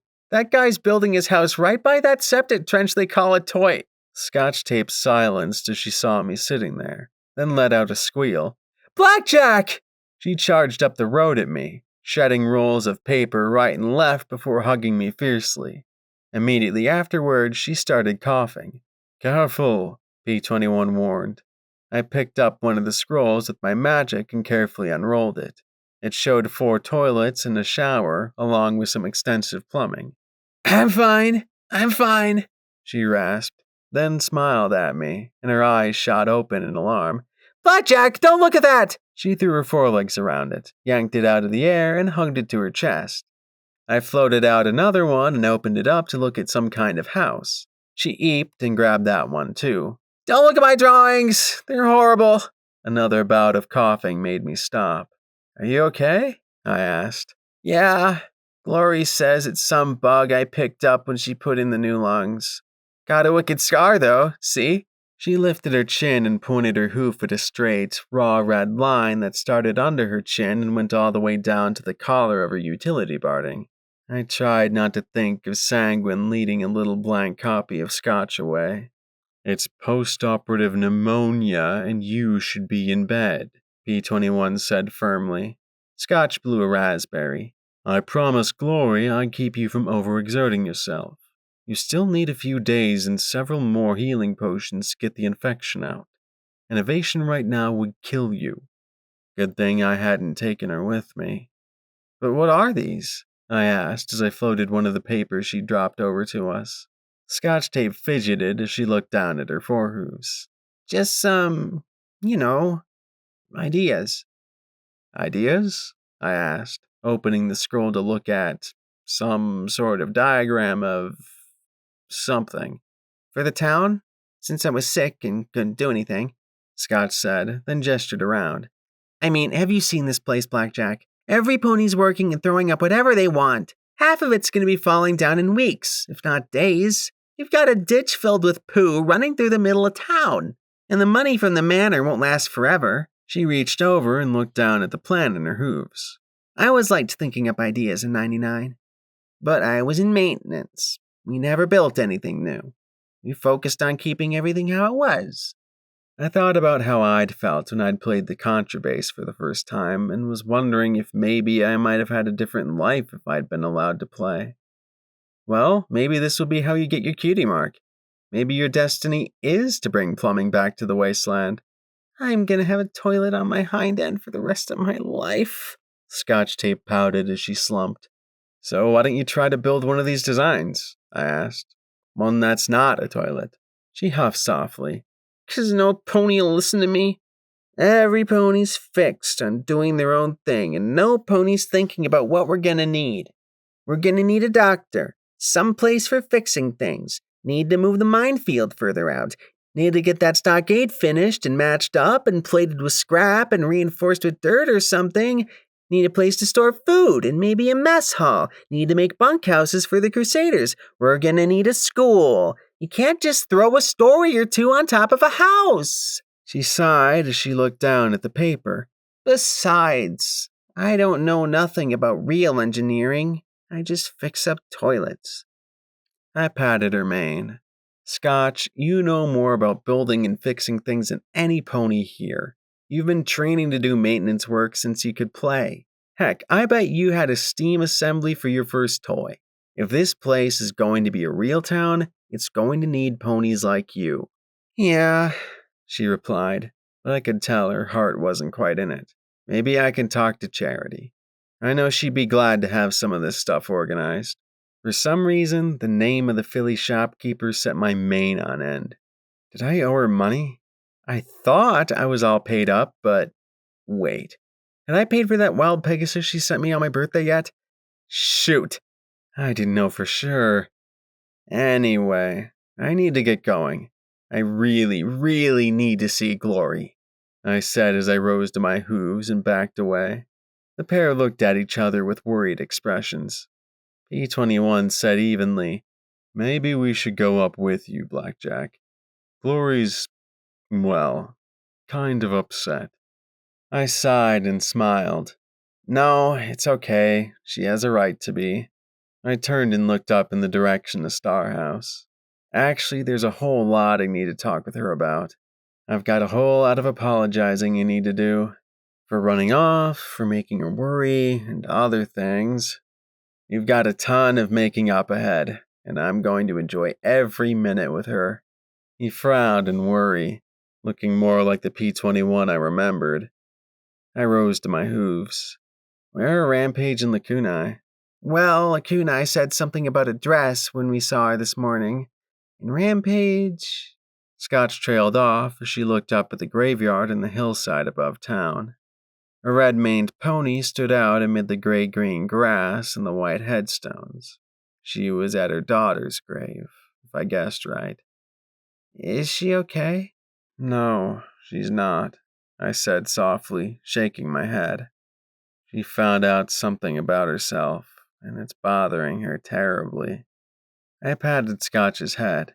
"Just be careful with her. She needs our friendship a lot right now. It might be the only thing that'll help her." P-21 looked at his daughter and stroked her mane. "Maybe we should go see her. Make sure she's okay. Why don't you go get Precious? A dragon filly'd help if something set the angel off." If I can get her off that stack of bottle caps, Scotch said with a roll of her eyes as she turned and trotted into the post office. The blue stallion looked at me in concern. "Be careful. With Glory, I mean. I tried to explain it, but she's really upset with you right now." I sighed and then nodded. "Yeah, we've got issues to clear up. I mean, leaving her like I did was horrible for her." "No, I mean what you did with..." he started to say with a concerned frown, but I froze. I could feel the horror creeping up on me. My mane crawled on my scalp as I looked left and right. A little pink pony in my head pulled out a spyglass and searched for the dreaded menace. Perhaps I could plead poverty? But no, it didn't matter. She could sense my purse and was coming for it. All my wealth would be hers. And yes, there she was, stepping out of the post office. She looked at me. I looked back, and her eyes narrowed like a hellhound about to go in for the kill. I leapt straight into the air, turned, and with all the power in my cybernetic limbs, I raced away, laughing madly. She wouldn't get me. Not this time. The yellow filly's words reached my ears, but I paid them no mind as I fled. What's her problem? I entered Star House with just a little bit of apprehension. The place was clean and orderly and, moreover, it looked lived in. I heard the sound of a faucet running in the kitchen and spotted the blue Pegasus filling up a pot. Her rainbow mane was tied back behind her head with a white cloth. It didn't matter if she looked like a young ministry mare in her prime or my gray beauty. She was Glory. My imaginary heartbeat picked up as I slowly walked towards her. Suddenly, the troubles of the last several days were nothing, and I couldn't keep from smiling. She turned and looked at me, her rose eyes popping wide, and then she smiled with an oddly dismissive expression. Oh, hey, Blackjack. What's up? Huh? I furrowed my brows as she set the pot on the stove and then took off the rag and shook out her spectral mane.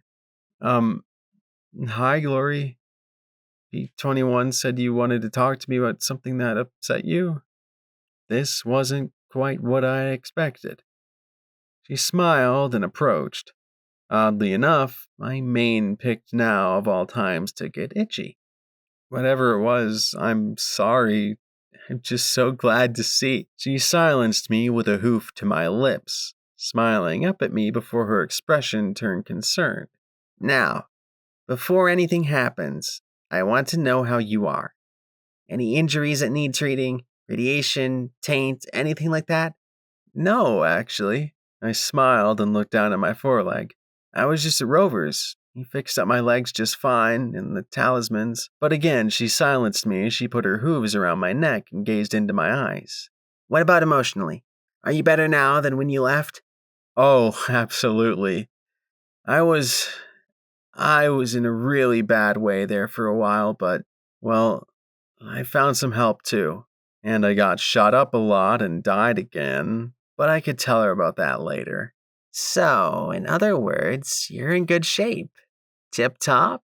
She asked in a voice that almost approached sultry and made my hindquarters quiver in anticipation.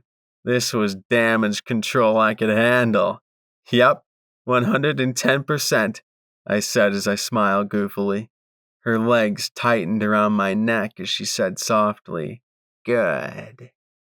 And then she hugged me close, feeling soft and firm and wonderful. But as I lifted my legs to hold her, I became aware of a little pink pony in my head waving a red flag, a white unicorn waving her hooves in alarm, and a horrified-looking yellow Pegasus pressing her hooves to her mouth as Glory whispered in my ear, "A champion in bed, huh?" And then her wings snapped and she hauled me into the air. "Blackjack!" she snapped. And then, with more power than I'd known any Pegasus could muster, threw me clear across the room and smashed me into the far wall. I dropped to the floor with a crash. The 5 little ponies in my head equally rattled. Somewhere, for some reason, I imagined the goddess looking on, munching on popcorn. Glory flew over with tears streaking her cheeks and yelled down at me, You fucking cunt! Welcome home, Blackjack. Footnote: Maximum level